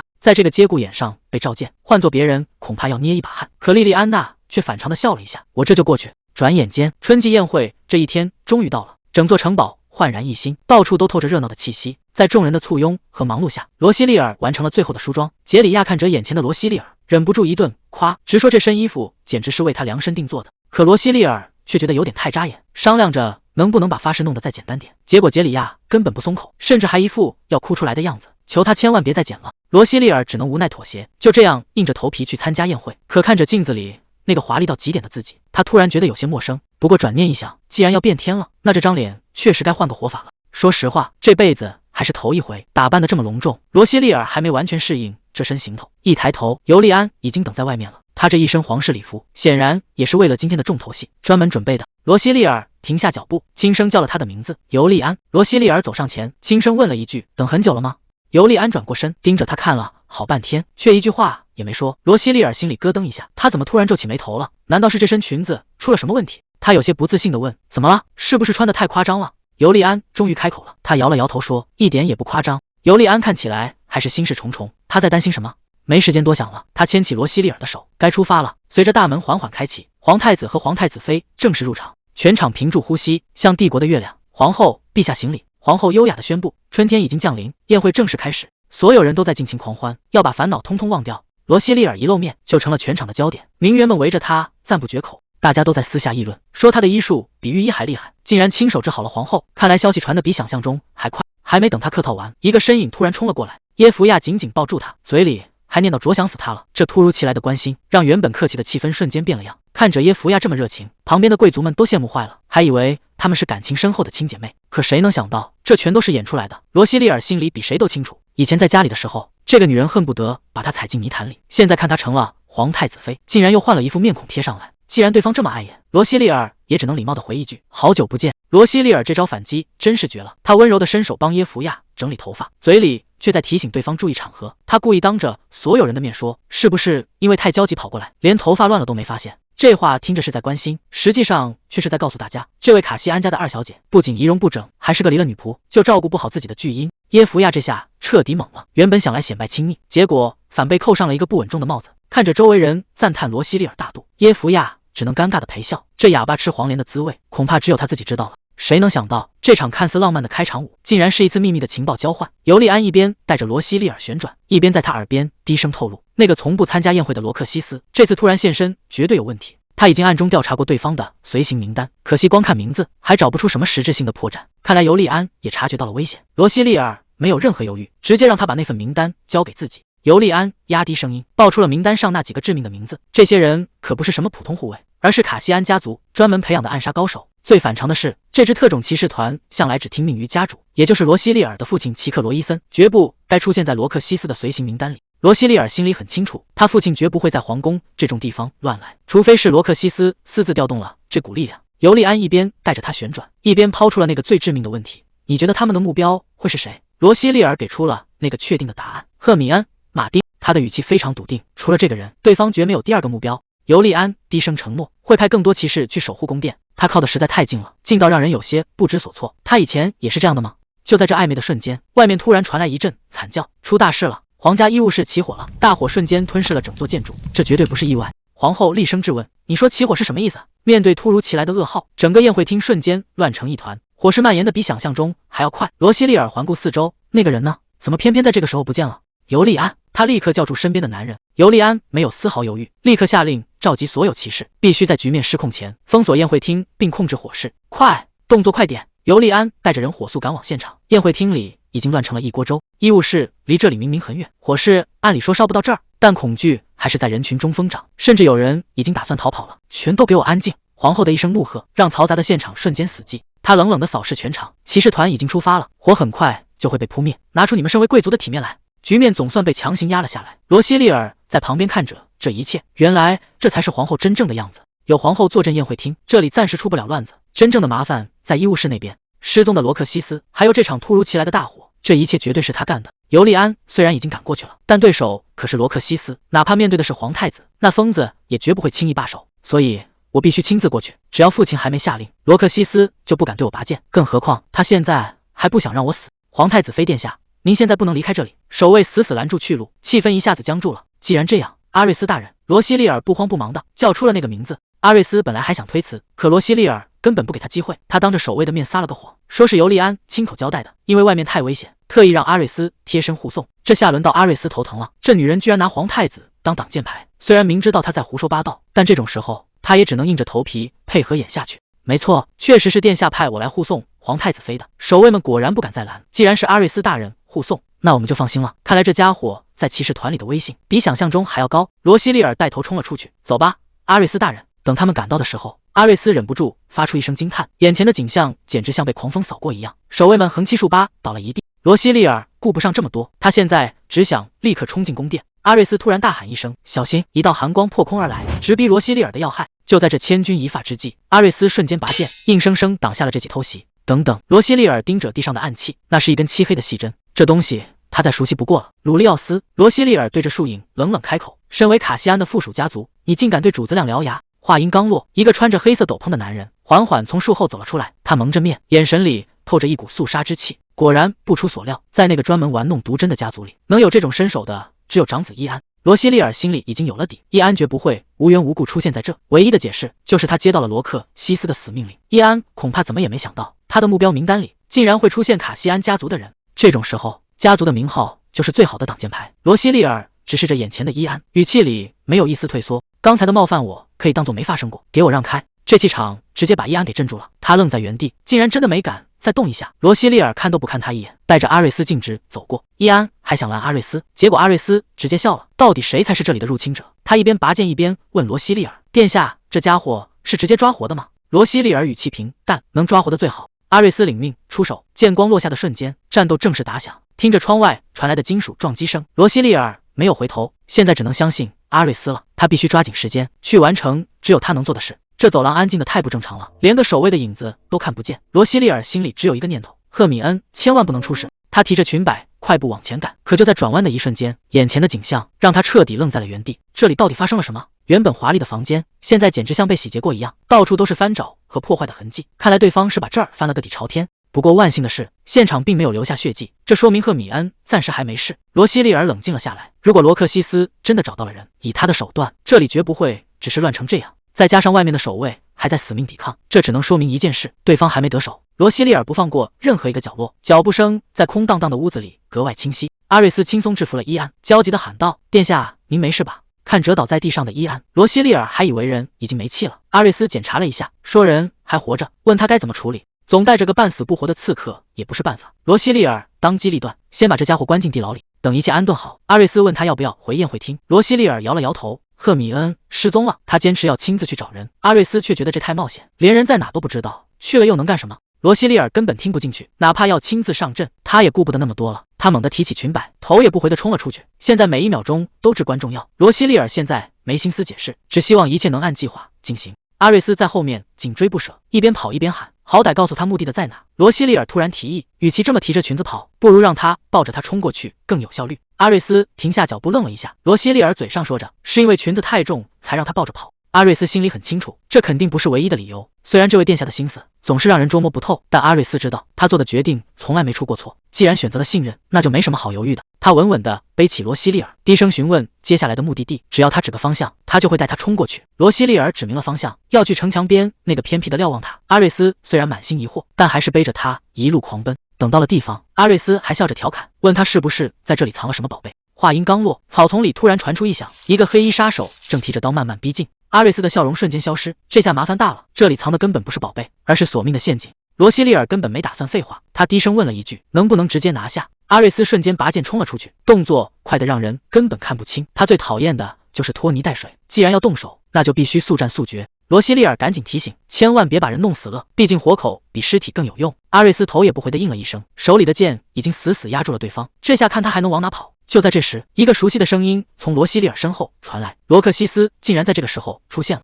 罗西利尔心里很清楚，现在绝对不是叙旧的好时机，他必须想办法稳住对方，给自己争取一点逃脱的时间。他质问对方为什么要在这里大闹一场，明明可以安安静静的参加宴会，非要搞出这么多乱子，毕竟这可不是父亲允许的行为。罗克西斯得意极了，他觉得这次立了大功，肯定能得到父亲的赏识，甚至已经开始幻想被夸奖的样子。他挑衅地看着罗西利尔，说自己已经找到了目标。罗西利尔却表现得很冷静，他说这里根本没有他要的东西，劝他还是别白费劲了。罗克西斯冷笑着反问，既然心里没鬼，为什么不敢把门打开？他断定赫米恩就躲在里面。罗西利尔突然反将一军，他语气平静地问了一句，你难道就没想过是我故意把你引到这来的吗？听到罗西利尔的反击，罗克西斯像是听到了什么笑话，竟然旁若无人地大笑起来，笑声里全是嘲讽和不屑。他慢慢凑到罗西利尔耳边，语气轻佻地说，自己太了解他了，如果不是被逼到了绝路，他绝对不会表现得这么拼命。罗西利尔强忍着厌恶，最后一次严肃地警告他，难道真的要一条路走到黑吗？知不知道现在的行为已经是在犯罪？可罗克西斯根本听不进去，他的眼神瞬间变得冰冷刺骨，他伸手死死捏住罗西利尔的下巴，冷笑着说，这种关心大可不必，既然他非要多管闲事，那就要做好付出代价的准备。罗克西斯死死盯着罗西利尔，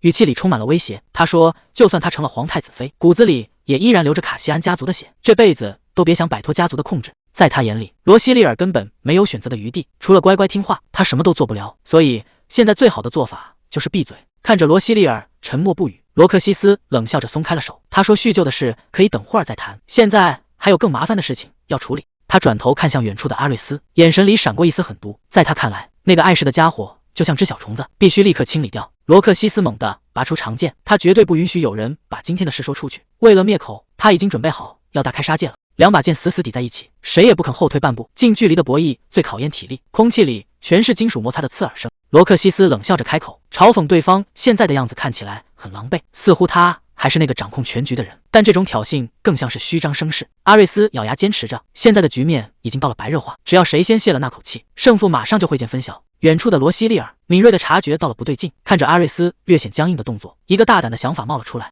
难道说他在之前的战斗中就已经受伤了？阿瑞斯一直都在强撑着，他到底忍耐了多久？战斗的节奏突然加快，罗克西斯的剑招越来越狠，每一次碰撞都带着千钧之力，根本不给对方喘息的机会。他一边挥剑一边冷笑着说，原本还以为能遇到个对手，毕竟传闻中两人的实力不相上下，可现在看来，这种程度实在让他太失望了。这种赤裸裸的羞辱让现场的气氛降到了冰点，罗克西斯完全占据了主动权，每一剑都直指要害，眼看局面就要失控，罗西利尔再也忍不住了，他焦急地大声呼喊阿瑞斯的名字，试图阻止这场失控的杀戮。尤利安及时出现，阿瑞斯松了口气，殿下，您这次来的可真够晚的。尤利安看着阿瑞斯，直接开口质问，说这里根本不是他该待的地方，他的任务应该在别处才对。阿瑞斯表现得非常淡定，他看向罗西利尔，笑着说，对自己而言，听从主人的命令就是唯一的任务。尤利安拔剑指向了对面的罗克西斯，语气冷得让人脊背发凉，说自己明明已经警告过对方了。尤利安已经彻底没耐心了，这一招根本没打算留活口。罗克西斯被死压制住，连反击的机会都没有。尤利安冷冷地盯着他，说吧，这就是你的遗言了。都这种时候了，罗克西斯居然还在阴阳怪气，问皇太子是不是打算对手无寸铁的良民灭口。尤利安显然没心情跟他开玩笑，死到临头了，废话还是这么多。一旁的罗西利尔看呆了，他知道尤利安很强，但没想到两人的差距竟然会这么悬殊。谁也没想到局面会突然发生这种反转，一把冰冷的刀刃直接架在了罗西利尔的脖子上。男人大声呵斥，让尤利安立刻住手。他死勒住怀里的罗西利尔，语气里全是威胁。难道你真的不管这个女人的死活了吗？尤利安虽然满心不甘，但只能强压下怒火。他警告罗克西斯，现场这么多双眼睛看着，你以为今天还能全身而退吗？罗克西斯听完反而笑得更狂了。他说，如果现在被当场拿下，那确实没话好说，可一旦让他平安离开之后，可就全凭皇太子的一面之词了。想靠这点空口白话就扳倒一个根基深厚的大贵族，他这是在明摆着告诉尤利安，没有真凭实据，谁也奈何不了他。罗克西斯不仅不害怕，反而搬出背后的贵族势力威胁。他说，如果皇太子非要横行霸道，其他贵族可不会坐视不管。罗西利尔一下子就听懂了，这家伙是打算故技重施，再玩一次栽赃陷害的把戏。毕竟对卡西安家族来说，随便找个无辜的人当替罪羊，简直是再容易不过的事了。这就是卡西安家族的一贯作风，为了达到目的，从来不在乎手段有多卑劣。男人歇斯底里的大喊着，让尤利安立刻退后，否则就要了罗西利尔的命。看着尤利安被迫停下脚步，罗西利尔知道局面不能再这样僵持下去了，他必须亲手制造一个破绽，哪怕这要冒着生命危险。罗西利尔盯着身后的男人，语气冷静的让人害怕。他说，你根本不是卡西安家族的家臣吧？否则绝不敢做出这种蠢事。看着男人瞬间僵住的反应，罗西利尔心里已经有了底，这家伙显然只是个拿钱办事的雇佣兵。既然不是死忠的家臣，那这道看似无解的死局可就有破绽了。只要能活捉他，就一定能撬开他的嘴。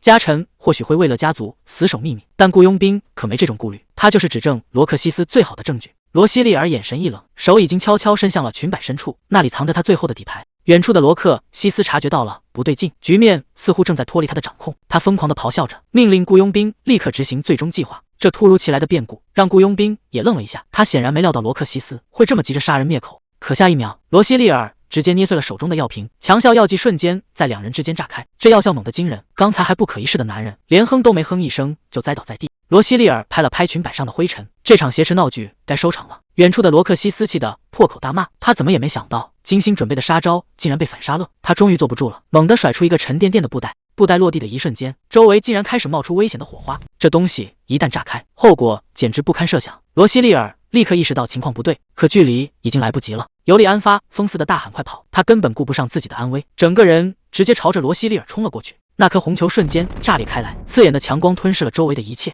就在这生死一秒，尤利安猛地将罗西利尔搂进怀里，用自己的后背挡住了所有冲击。爆炸的余波终于平息，尤利安依然死护着怀里的人，哪怕四周全是滚烫的硝烟，他也一刻都没有松手。罗西利尔慢慢回过神来，发现自己竟然毫发无伤。尤利安轻声说了句太好了，像是放下了心里最大的石头，随后整个人彻底脱离，重重地靠在了罗西利尔肩上。他的声音听起来既虚弱又温柔，他说，只要你没事就好，至于他受了多少伤，他一个字都没有提。罗西利尔整个人都愣住了，他看着这个平时冷冰冰的男人，现在却为了保护他，连站稳的力气都快没了。尤利安低声说着对不起，责怪自己让对方担心了。这种时候他竟然还在道歉。罗西利尔终于伸出了手，慢慢的回抱住了他，轻声呼唤着尤利安的名字。罗西利尔轻声呼唤尤利安，你还好吗？尤利安强撑着站稳，开口第一句话竟然是责怪他不该带病跑出来。可当他看到罗西利尔身上的伤，眼神瞬间冷了下去，问他疼不疼。罗西利尔还没来得及解释，尤利安已经后悔了，刚才下手还是太轻，就该让那家伙彻底消失。虽然罗西利尔说着没事，可尤利安一眼就看穿了，他明明就是在逞强。就在气氛刚要变得暧昧时，阿瑞斯这个不看眼色的大喊着冲了过来，把两人的独处彻底搅黄了。阿瑞斯急得满头大汗，说罗克西斯已经带着人跑了，到处都找不到踪影。罗西利尔无奈地叹了口气，不得不承认，这家伙逃跑的本事确实是无人能敌。虽然暂时安全了，但让那个祸害逃走，以后恐怕还有更大的麻烦。尤利安问起那个雇佣兵的下场，阿瑞斯摇了摇头，说那家伙多半已经死在爆炸里了。不过尤利安更在意的是罗西利尔刚才用的手段，到底是什么武器，能让人瞬间就瘫倒在地。罗西利尔笑了笑，说那只是强力麻醉药，为了方便携带，他还特意让杰里亚在裙子上缝了口袋。阿瑞斯听得脊背发凉，随身带着这种狠货，这女人确实有点可怕。就在这时，阿瑞斯提到了一个名字，赫米恩。如果赫米恩当时也在场，事情恐怕就没这么简单了。罗西利尔安慰大家别担心，他说赫米恩那个人肯定早就找地方躲起来了。此时的赫米恩正一个人缩在角落里，整个人看起来魂不守舍，时间回到几天前的深夜，伴随着沉重的开门声，一个身影悄然走近。罗西利尔缓缓开口，叫出了那个名字：赫米恩。罗西利尔站在床边，语气平静，却让人不寒而栗。他说：“别装了，赫米恩，我知道你早就醒了。要是再这么赖在床上，你很快就会去陪你那些已经死掉的家人了。”眼看瞒不下去，赫米恩终于不再演戏，他坐起身，死死盯着眼前的罗西利尔。罗西利尔冷笑着说：“别奇怪，我是怎么发现的？你刚才的反应根本骗不过我的眼睛。你把我当成敌人，所以才想用装睡来逃避。但你知不知道，再这么拖下去，你只会死在卡西安家族的手里。”赫米恩终于爆发了，他质问罗西利尔：“知不知道是谁把他害成这样的？难道大半夜跑过来就是为了看他的笑话吗？”他甚至觉得这就是死亡前的最后警告。眼前的女人就是个彻头彻尾的疯子。面对这些指责，罗西利尔并没有生气，反而平静地靠近他，说：“事情并不是你想的那样，我从来没想过要伤害你。如果说我真的有什么目的，那就是要保住你的命。”赫米恩彻底愣住了，他怎么也想不到，这个被他视为死对头的女人竟然会说出这种话。罗西利尔语气坚定，他说：“你应该听过那些传闻，但事实是，一直以来都是我在护着你。如果我真的想要你的命，根本没必要费这么多事，更不用等到现在。”看着一脸迷茫的赫米恩，罗西利尔让他好好想想，在这座危机四伏的宅子里，到底谁才是真正能帮他的人。从那天起，罗西利尔每晚都会秘密潜入，和赫米恩商量对策，因为真正的危险就要来了。他们达成了一个协议，赫米恩必须继续装作昏迷，一旦袭击发生，就立刻通过密道逃走。这不仅是为了活命，更是为了接下来的反击。罗西利尔仔细交代着，这条密道通往不同的方向，如果你去瞭望塔，就在地上画个圈；如果去花园避难所，就留下个叉号。赫米恩虽然答应了，但心里还是有个疙瘩，他忍不住问：“为什么偏偏我的房间里会藏着一条密道？”罗西利尔听完笑了笑，他说：“不是你的房间有密道，而是我从一开始就把你安排在了这个房间。原来这一切全都在他的掌控之中，连撤退的后路都提前几个月铺好了。”赫米恩独自坐在黑暗中，他已经按照计划成功撤离到了安全地带。他怎么也没想到，事情的发展竟然全被那个女人说中了。他早就预料到会有这一天，这种未雨绸缪的手段简直让人脊背发凉。赫米恩忍不住感叹：卡西安家族的人难道都是疯子吗？为了抓一个人，竟然不惜放火烧了整个地方。但回想起罗西利尔的样子，他又觉得这个皇太子妃确实跟其他人不太一样，尤其是那句要保住他的命，当时那个眼神看起来确实不像是在撒谎。虽然现在还谈不上完全信任，但赫米恩心里清楚，想要活命，他现在只能乖乖听对方的话。躲在昏暗的房间里，赫米恩心里越来越没底。他不知道这种东躲西藏的日子到底什么时候是个头。就在这时，门外突然传来了敲门声。赫米恩心里一喜，以为是皇太子妃来接他了。他试探着问了一句：“外面有人吗？”可推门而入的那抹红色，却让他整个人都僵住了。进来的根本不是救兵，而是莉莉安娜。莉莉安娜带着玩味的笑，语气里满是嘲讽：“哎呀，原来你躲在这里啊！”莉莉安娜笑着说：“赫米恩，我可算找到你了。”赫米恩愣在原地，脑子里全是罗西利尔的话。万一真的被认出来，唯一的办法就是装失忆，能不能瞒天过海，就看这场戏了。罗西利尔曾经叮嘱过，如果是卡西安家的人，不管听到什么，都绝对不能冲动，必须稳住。现在绝不能在这里崩掉。赫米恩深吸一口气，装作一脸迷茫地问：“请问你认识我吗？”莉莉安娜冷笑着重复：“你不认识我吗？”赫米恩继续演戏：“你为什么要这样？你到底是谁？是皇太子妃让我留在这的。”莉莉安娜盯着他，眼神里全是怀疑：“你真的一点都不记得我了吗？”赫米恩只能硬着头皮演下去，说自己出了意外，以前的事全忘了。莉莉安娜笑了笑，说他们以前可是同病相怜的好姐妹，被某个贵族折磨得够呛。赫米恩表面客客气气，心里却在疯狂吐槽：“谁跟你是好姐妹？鬼才信你的话！”可就在这时，莉莉安娜突然压低声音，说出了两个名字：克洛伊德还有塞蕾亚。莉莉安娜笑着吐出最恶毒的话，说克洛伊德是死有余辜的混蛋，塞蕾亚简直就是脏东西。她甚至凑到赫米恩耳边，语气轻快的挑衅：“你以前最喜欢跟我一起骂他们了，现在再试一次。”赫米恩死死攥住拳头，他怎么敢当着自己的面这样侮辱自己去世的父母？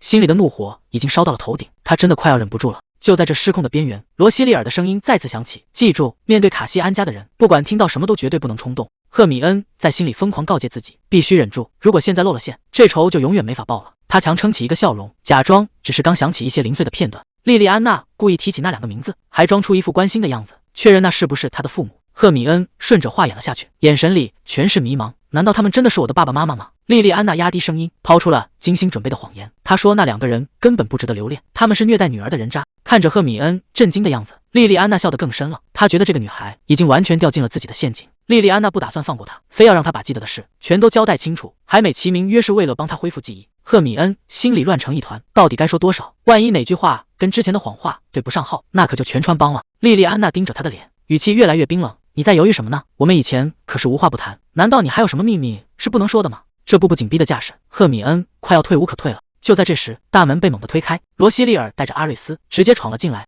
莉莉安娜脸上的笑僵了一下，随即又换上一副虚伪的面孔，阴阳怪气的打招呼说：“皇太子妃这么忙，怎么有空来这儿？”罗西利尔盯着眼前的女人，心里已经有了决断，她再也不是当年那个任人宰割的小女孩了。他冷冷的开口，让赫米恩到自己身边来。赫米恩反应极快，一溜烟跑过去，委屈巴巴的抱怨：“殿下怎么才来？”还指着莉莉安娜演戏，说自己实在想不起这个好朋友是谁。莉莉安娜倒是一点不慌，反而笑得更灿烂了。既然遇上了，那就单独聊聊吧。罗西利尔看向阿瑞斯，让他带上赫米恩退下，把这儿腾干净。阿瑞斯本来还想坚持一下，但罗西利尔根本不给商量的余地，直接用身份下达了死命令。没办法，阿瑞斯只能带着赫米恩先退下去。屋里瞬间只剩下这两个女人。莉莉安娜率先打破沉默，笑话罗西利尔今天真能折腾。罗西利尔冷哼一声，质问莉莉安娜凭什么动他的人。莉莉安娜像是听到了什么笑话，满脸都是嘲讽。罗西利尔根本不在乎什么先来后到，在他眼里，谁最后能把东西抢到手，谁才是真正的赢家。莉莉安娜开始翻旧账，说这可不像以前的罗西利尔，明明以前最听父亲的话，现在怎么带头坏了规矩。他话锋一转，突然打听起赫米恩的情况，问那丫头是不是真的失忆了。还没等罗西利尔回答，他就自顾自地说已经确认过了，还假惺惺地埋怨起来，说赫米恩连父母名字都忘了。罗西利尔这个当主人的实在有点太狠心。罗西利尔冷冷地看着他演戏，心里很清楚，这女人又在试探自己。虽然不知道赫米恩刚才说了什么，但莉莉安娜有个老毛病，只要她想套话，嘴里吐出来的准是跟事实相反的假话。罗西利尔直接对了回去，说该交代的早就交代了，反倒是莉莉安娜手伸得太长，做的实在有点过分。莉莉安娜笑得一脸无辜，甚至还凑过来套近乎，说自己只是想交个朋友，既然妹妹这么不高兴，那她以后注意点就是了。她做事要走，临出门前却突然停下，轻飘飘地丢下一句话，说这可是父亲大人的命令，皇帝就是绝对的禁忌。听到这句话，罗西利尔整个人都僵住了，果然没猜错，皇帝突然病重，背后搞鬼的人竟然是父亲。阿瑞斯急忙冲进来问：“皇太子妃殿下，您没事吧？刚才到底聊了什么？”罗西利尔摇了摇头说：“我没事，现在不是难过的时候，眼下还有一堆烂摊子，必须先处理掉。外面的火总算灭了。”尤利安已经赶去宴会厅，在那边收拾残局。阿瑞斯汇报说，贵族们正陆续撤离，皇后这次也受了不少累。罗西利尔当即决定，现在就去医务室。阿瑞斯吓了一跳，赶紧拦着说：“您现在的身体哪受得了？”罗西利尔却坚持要去，因为阿瑞斯身上也有伤，必须马上处理。他觉得那边肯定需要人手，自己不能在这干站着。此时的医务室早就已经乱成了一锅粥，到处都在喊：“副医官，快来看看这个幸存者！”副医官看着满地的伤员，忍不住感叹：这下真是彻底搞砸了。现场的医生也急得不行，人手根本不够，完全忙不过来。医护人员急得大喊：“副医官，快来看看这边，这个伤员快不行了！”副医官正忙着手里的手术，头也不抬的回绝：“不紧急就先等着，我这儿也走不开。”结果对方带着哭腔喊道：“没时间等了，那个人已经没气了。”副医官这下彻底懵了，两边都是人命，他根本不知道该救哪一个。就在这时，罗西利尔推门走了进来，他说：“你去救你手里的病人，那边交给我。”罗西利尔二话不说，直接蹲在伤员身边，开始查看情况。副医官还没从刚才的震惊中缓过来，身后突然又传来一个声音：“有什么是我能帮忙的吗？”副医官回头一看，整个人都僵住了，竟然连尤利安也跟着过来了。他结结巴巴地问：“殿下，您怎么也来这种地方了？”这下医务室里两位重量级人物全到齐了，副医官感觉压力大到了极点。尤利安淡淡地说：“我猜你这儿人手不够，所以过来看看。”他转头看向罗西利尔，其实他心里清楚，只要有这种事，罗西利尔一定会在现场。这时，医护人员急着要搬运伤员，尤利安也很识趣，让副医官先去忙正事。副医官哪敢耽搁，赶紧点头答应。现在的每一秒钟都是在跟死神抢人。谁能想到，这场突如其来的大火虽然闹得动静很大，但因为救援及时伤亡很小。罗西利尔看着伤员恢复呼吸，悬着的心总算放了下来，这场危机总算是撑过去了。火灾后的统计结果出来了，57个伤员里，最后只死了一个人。几天后，尤利安看着报告，眉头紧锁。他问手下：“难道连这个死者的身份都查不出来吗？”手下无奈地摇了摇头，尸体已经被烧焦了，根本没法辨认。尤利安想了个办法，既然是医务室的人，那对照一下幸存者名单，看看少了谁不就知道了。可手下的回答让整件事变得诡异起来。他说名单上的人全都在，一个都没少，不管是医生护士还是路过的骑士和女仆，全都对得上号。这就奇怪了，既然所有人都活着，那这具多出来的尸体到底是谁？尤利安越想越觉得不对劲，既然死者不属于皇宫，那他根本没资格进到医务室里，除非这个人就是放火的凶手。可问题又来了，如果凶手是罗克西斯派来的，怎么可能放完火连自己都逃不出来？罗克西斯那种人手底下怎么会留这种蠢货？尤利安盯着窗外，眼神变得越来越冷。这具尸体出现的时机太巧了，简直就像是故意留在那里的。这事儿绝对有猫腻，看来背后的水比想象中还要深。赫米恩现在是一个头两个大，看着眼前堆成山一样的规矩，他忍不住叹气，这得记到什么时候是个头啊？其实就在几天前，他的身份还完全不一样。罗西利尔为了保住他的命，提议让他留在身边当个女仆，毕竟只要待在皇宫里，卡西安家族的人就没法轻易对他下手。赫米恩当时想都没想就答应了，只要能活命，干什么都行。可真等干起活来，他才发现这差事一点都不轻松。罗西利尔要求他必须学会所有礼仪，还得跟着杰里亚从头学起。看来这避风头的日子注定是要在干活中度过了。赫米恩觉得很奇怪，为什么罗西利尔什么都不问？比如那场要命的意外，或者是那些足以灭口的证据。明明肚子里有一堆疑问，为什么要憋着？罗西利尔抬头看着他，只问了一句话：如果我问了，你会把真相全部告诉我吗？这一句话直接让赫米恩沉默了。赫米恩心里乱成一团，虽然罗西利尔确实救了他的命，可只要对方还姓卡西安，那份刻在骨子里的怀疑就永远没法彻底消失。罗西利尔看出了赫米恩的犹豫，他没有继续逼问，而是大方的表示可以等到赫米恩想说的时候再说。赫米恩本以为当个女仆也就是换个地方避难，日子应该挺清闲的，结果他很快就发现自己想多了。就因为罗西利尔一句话要把宫殿改成临时医务室，赫米恩的工作量瞬间爆炸，每天要记的东西多到数不清。就在他忙得脚不沾地的时候，门外突然传来了动静。赫米恩下意识抬头一看，整个人都愣住了。谁能想到那位冷面皇太子尤利安竟然在这个时候亲自找上门来了？尤利安这一露面，把两个女仆吓得够呛，赶紧低头向这位皇太子问好。尤利安的记性显然很好，他盯着其中一个女仆问：“你不是赫米恩吗？”杰里亚赶紧在一旁解释，说是罗西利尔的意思，暂时让他留在这儿干活。尤利安没打算深究，他现在只想知道罗西利尔到底在哪儿。得知人在黄金花园后，他一刻也没有停留，直接转身找了过去。罗西利尔正一个人呆着，他漫不经心地说：“这里的花开的并不多呢，这些都是妈妈教他的秘诀。”尤利安突然出现，一脸不可思议地问：“你刚才是在跟花说话吗？”这下气氛可真是尴尬到了极点。罗西利尔赶紧解释说：“跟花说话是为了让他们长得更好。”没想到尤利安居然信了，还盯着花一脸认真地夸漂亮。看着这位皇太子一本正经的样子，罗西利尔憋笑憋得辛苦，差点就直接破功了。面对尤利安的质疑，罗西利尔干咳两声死不承认。他赶紧转移话题，问这位皇太子怎么也开始关心植物了。尤利安倒是回答的直接，只要是你喜欢的花，长得好不是应该的吗？这话听着挺暖心，可看折满园没能开好的花，罗西利尔心里却怎么也高兴不起来。罗西利尔突然提议想把这座黄金花园接管过来，他觉得现在皇后对自己印象不错，只要尤利安也支持，这事儿多半能成。尤利安听完陷入了沉思，毕竟管理花园可不是个轻松活。他担心地问：“你平时在医务室已经够忙了，身体真的吃得消吗？”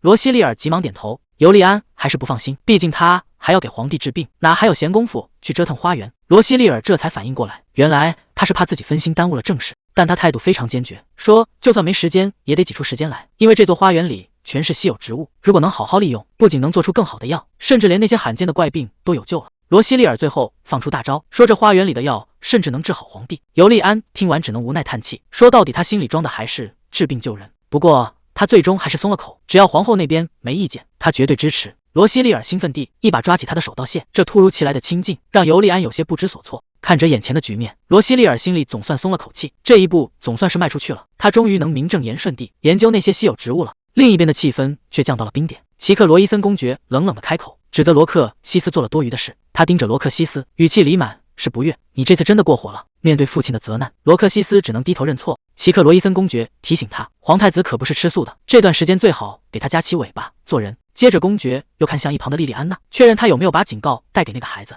莉莉安娜一脸自信，觉得对方只要不傻，肯定能听懂。就在这时，莉莉安娜又汇报了一个新情况，她见到了赫米恩·马丁，她说对方失忆了，而且自己已经亲自试探过，确有其事。但奇克罗伊森公爵却没那么好糊弄，他盯着杯子里的茶水，怀疑这只是个谎言。莉莉安娜虽然不敢断言，但她觉得对方毕竟也是名门之后，应该没必要编这种瞎话来骗人。奇克罗伊森公爵突然冒出一句，说那个孩子跟他很像。他命令莉莉安娜和罗克西斯在接到新指示之前，必须死死盯着对方，两人不敢违抗，只能乖乖听命。但这番话却在罗克西斯心里激起了千层浪，他怎么也想不通，父亲到底看出了什么？难道这两个人之间还藏着什么不为人知的秘密？罗克西斯觉得罗西利尔现在就是个废人，就算想折腾，也根本翻不出他的手掌心。这一次绝不会出任何差错。黄金花园的修复非常顺利，罗西利尔正好借着这个机会，利用园子里的植物，秘密帮皇帝调配试剂，顺便也给自己做点药。毕竟每天生吃鲜花实在太麻烦，现在的药效比以前强了3倍。照这个进度，身体彻底恢复只是时间问题。可就在他以为一切稳了的时候，真正的麻烦才刚刚开始。门外突然传来一阵惊呼，躺在床上的皇帝情况似乎彻底失控了。皇帝的抽搐发作的越来越频繁，这根本不是在康复，而是死神在一步步逼近。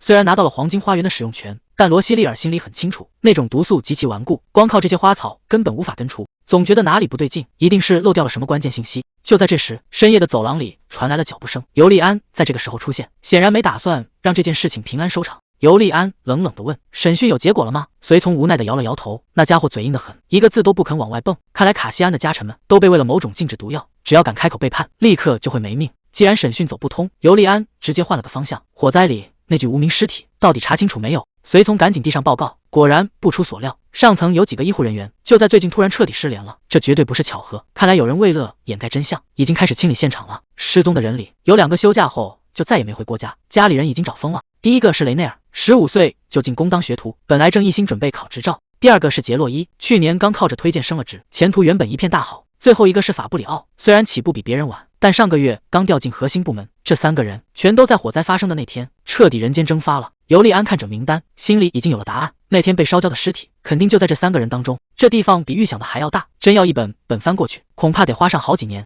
不过既然帝国吞并了周边国家，那里的藏书肯定也被搬到了这里，尤其是亚龙王国的记录一定藏在某个角落。只要能找到关于毒药和解药的古籍，事情就有转机了。找到了，就是这一本亚龙王国的皇家医典，能不能对症下药，全看这上面的记载了。书上记载了一种奇怪的特性，叫做反应性抗毒性。通常大家都觉得中了毒只要吃解药就行，但这种人工合成的毒药偏偏是反着来的。如果强行使用解药去刺激它，毒性不仅不会消失，反而会瞬间失控，让情况变得更加糟糕。这种毒药从被制造出来开始，就没打算让人用常规手段解开，任何救人的举动在他面前都等于是火上浇油。罗西利尔终于看清了真相，难怪之前的治疗全都失效了，因为越是想救命，反而越是把人往死路上推。既然硬碰硬是死路一条，那唯一的办法就是彻底放手，让毒素在体内自然流动。这听起来简直疯了，但却是目前唯一的生机。只要逻辑没错，这招一定行得通。第二天，罗西利尔已经备好了所有药草，成败就在此一举。就在他准备动手的时候，门外突然传来了敲门声。这个时候，会是谁跑来打断他？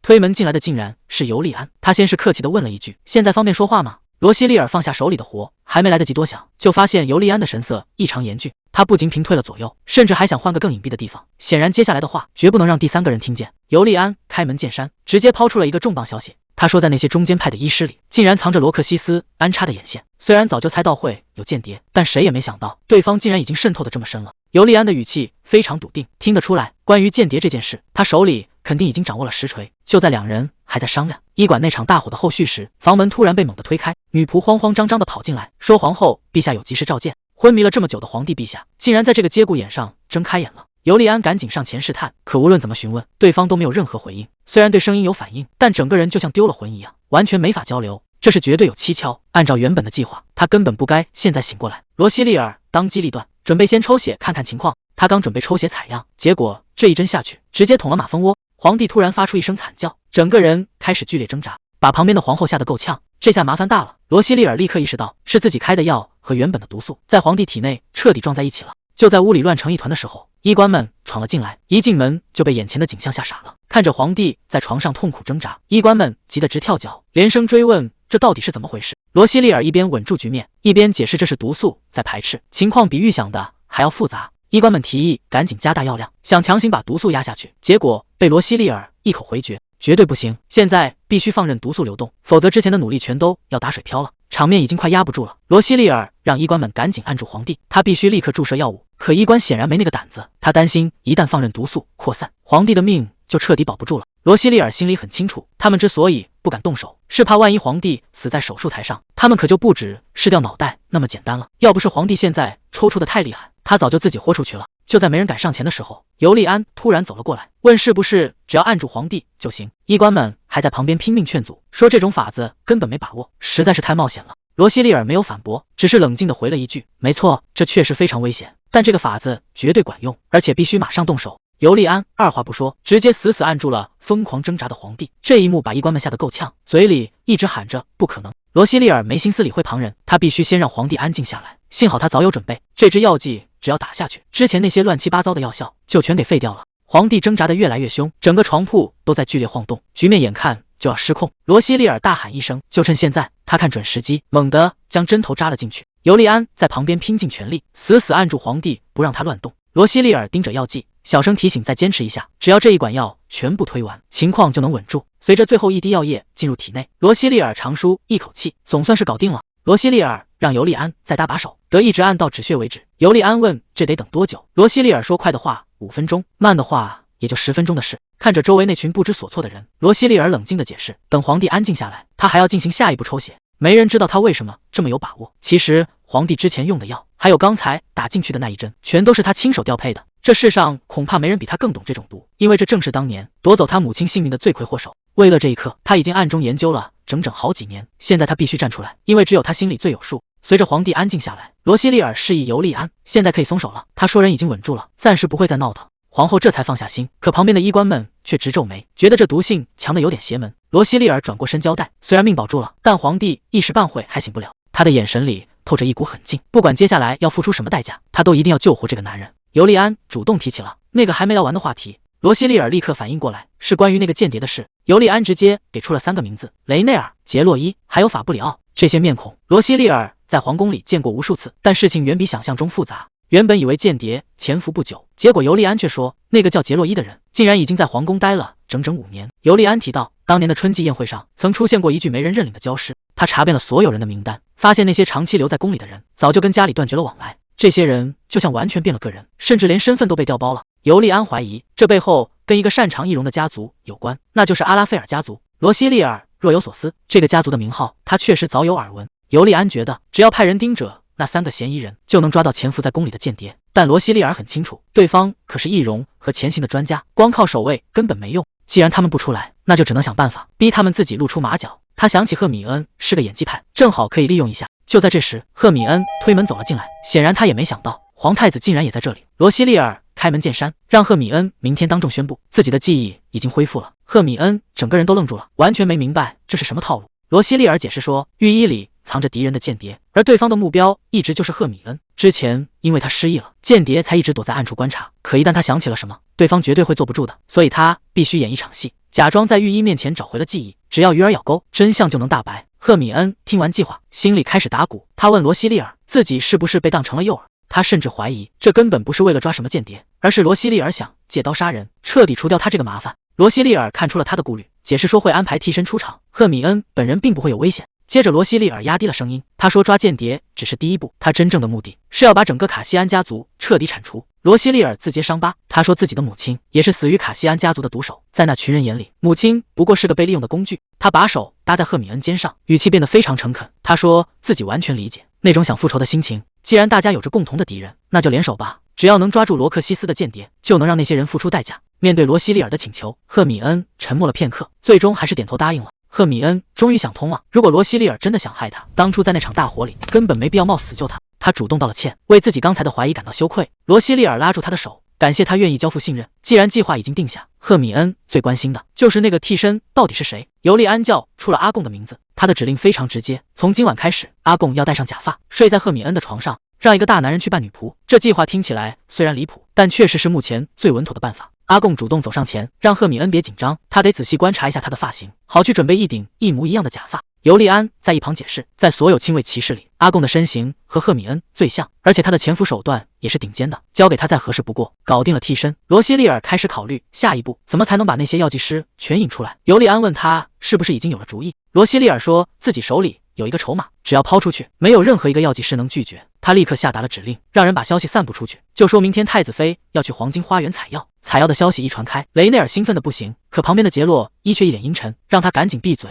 杰洛伊根本不看好这次行动，在他眼里，罗西利尔连个正式的药剂师执照都没有，懂什么采药？法布里奥听不下去了，立刻站出来替太子妃说话。他说罗西利尔虽然没参加考试，但救过的人命可不少，现在甚至连皇帝的病都在归他管。杰洛伊冷哼一声，觉得这简直是天方夜谭，那么多名医都束手无策，他凭什么觉得自己能行？法布里奥觉得杰洛伊今天很反常，杰洛伊这才说出了实话，他在进宫之前亲眼见过卡西安家族的手段有多阴狠，那种恐惧已经刻进了骨子里。雷内尔越说越起劲，他觉得罗西利尔根本不像传闻里说的那样可怕，反而正在挑战那些名医都做不到的事。更让他心动的是，罗西利尔不仅要带他们去采药，还答应要亲自教他们制药的秘诀。法布里奥在一旁打趣，问杰洛伊是不是也开始期待了。杰洛伊虽然嘴硬说没有，但谁都能看出来他已经动摇了，毕竟那可是黄金花园，只有皇室成员才能踏入的禁地，里面的药草全是稀世珍宝，这种千载难逢的机会，谁要是错过了，绝对会后悔一辈子。转眼到了第二天，杰里亚快步走到罗西利尔身边，低声汇报，一切都已经按照计划准备就绪。罗西利尔看向远方，真正的博弈现在才要正式拉开序幕。想进这扇门可没那么容易，女仆直接拦住众人，说是皇室领地规矩大，进门前必须全身消毒。这下把几个大男人给整懵了。没想到殿下对卫生要求这么严，连喷个消毒水都透着一股高级感。大家一边走一边嘀咕，听说这黄金花园里全是宝贝药草。杰洛伊嘴上说着不兴奋，其实心里比谁都好奇，毕竟这种地方可不是谁都能随便进的。罗西利尔准时现身，杰洛伊一行人赶紧行礼。这场关于药草的秘密集会总算是正式开始了。罗西利尔开门见山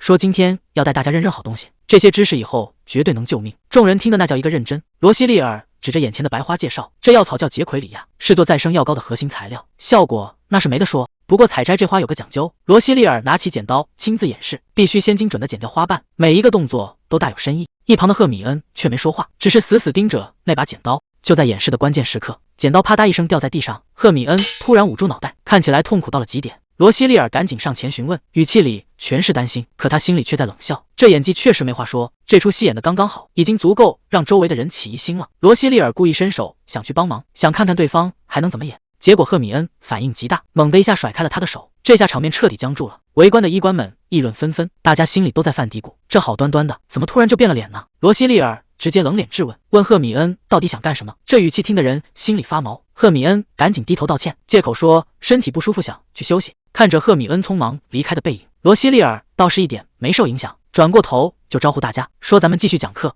可这出闹剧已经让旁观的人看出了端倪。雷内尔和杰洛伊私下嘀咕，这女仆的态度转变的也太快了，虽然嘴上说着要专心听课，但怀疑的种子已经种下了。谁都能感觉到这花园里的气氛彻底变了。夜深人静，这种下手的机会可不多见。一个黑影悄悄推开房门，死死盯住了床上熟睡的赫米恩。罗克西斯早就下了死命令，只要这女人想起以前的事，就必须立刻让她消失，绝对不能留下任何后患。刺客缓缓拔出短刀，刀刃在黑暗中闪着寒光。既然成了主人的绊脚石，那就只能送你上路了。就在这一瞬间，刺客猛地举起双手，对着被窝狠狠刺了下去。本以为这一刀下去必死无疑，谁知道床上的人突然坐了起来，语气平静的让人后背发凉。原来是你啊！法布里奥整个人都僵住了，他怎么也没想到自己竟然会被当场抓个正着，这下麻烦大了。他气急败坏地质问，真正的赫米恩到底在哪？可话一出口，他就反应过来了，这根本就是一个陷阱，什么恢复记忆，全都是骗他出来的诱饵。放眼整个皇宫，能不下这种局的狠角色，除了罗西利尔还能有谁？法布里奥现在只想赶紧逃命，得把这里的情况告诉主人。可他刚推开大门，整个人就彻底定住了。门外早就站满了帝国骑士，他根本无路可逃。这下真的是到了最糟糕的地步。法布里奥心里很清楚，要是今天在这里被抓，那所有计划就全毁了。既然已经成了瓮中之鳖，他眼神一狠，从怀里掏出了一个小药瓶，看来是打算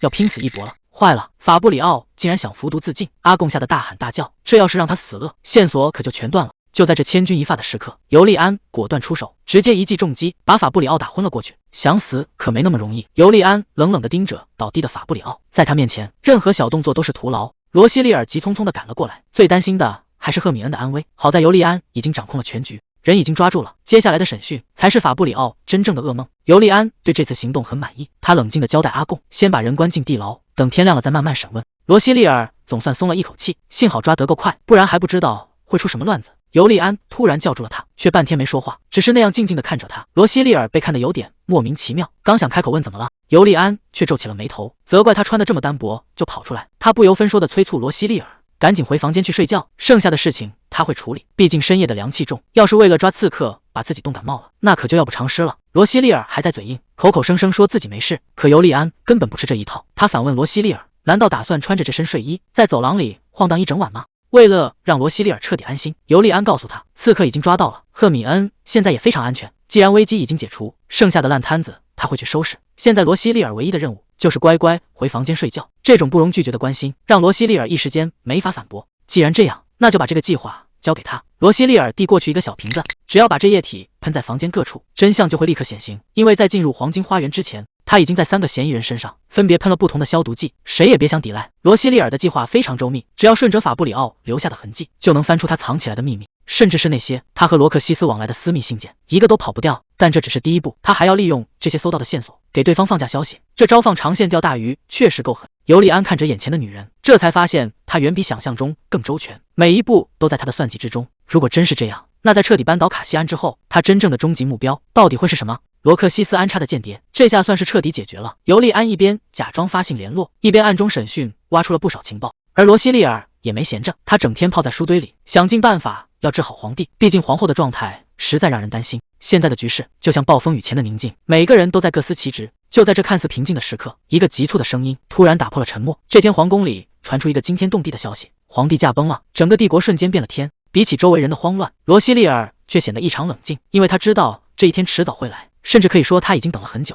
此时的皇宫早已乱成一团，到处都是奔走的马车和吊唁的贵族，国丧的钟声已经敲响，真正的权力洗牌就要开始了。罗西利尔拎起手提箱，没有理会周围的嘈杂，他现在最关心的只有一件事。他转头问身边的女仆：“皇后，现在人在哪里？”女仆回答：“皇后想一个人待会儿。”罗西利尔很清楚这种感受，在那些大人物赶来之前，这是他最后能陪伴皇帝的时间了。各方的势力都在蠢蠢欲动，局势已经紧绷到了极点。罗西利尔突然想起密信里的内容，他的父亲齐克罗伊森公爵竟然也在这时候赶到了京城，这绝不是什么巧合。那个很少离开领地的男人，偏偏在这个节骨眼上出现，难道他早就预料到京城会发生这样的巨变吗？不过这一切都已经不重要了。从今天起，罗西利尔不打算再隐藏，他要正式向卡西安家族摊牌。皇帝之所以会被毒害，是因为他手里抓住了公爵致命的把柄。卡西安家族为了杀人灭口，简直不择手段。如果不是为了掩盖那个秘密，他们根本没必要动用那种禁药。在女仆的带领下，罗西利尔走进了压抑的灵堂。推开门的瞬间，一股冰冷的气息扑面而来。皇后正跪在灵柩前，而尤利安就守在她的身后。三个人在这一刻终于碰面了。罗西利尔拎着药箱，微微行礼。他问皇后是否还记得之前的承诺。他说，无论付出什么代价，自己都一定会救活皇帝。皇后叹了口气，语气里满是无奈。她说，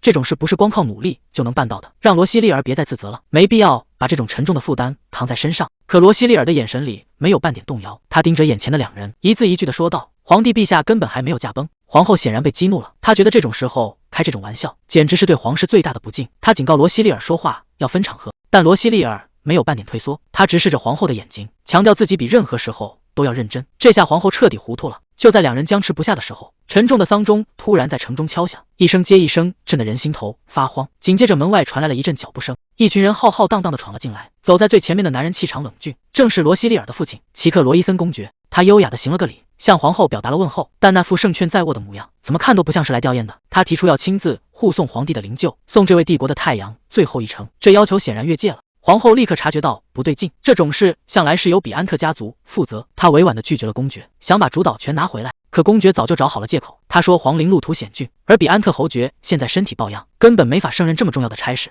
他甚至露出一副志在必得的笑，说只要交给他处理，一定会尽心尽力办好丧事。这分明是在逼皇后让步。尤利安刚想开口阻拦，却被公爵直接打断了。他开始大谈卡西安家族与皇室的交情，甚至还把女儿罗西利尔搬了出来。他口口声声说是为了女儿，想弥补自己这个做父亲的亏欠。罗西利尔冷冷地看着他，外人要是听了这番话，恐怕真会以为他是个慈父。只有他知道这全是谎言。他终于忍无可忍，直接打断了公爵的表演，语气冰冷地回绝道：“公爵大人，没那个必要，因为躺在这里的皇帝陛下根本就还没有死。”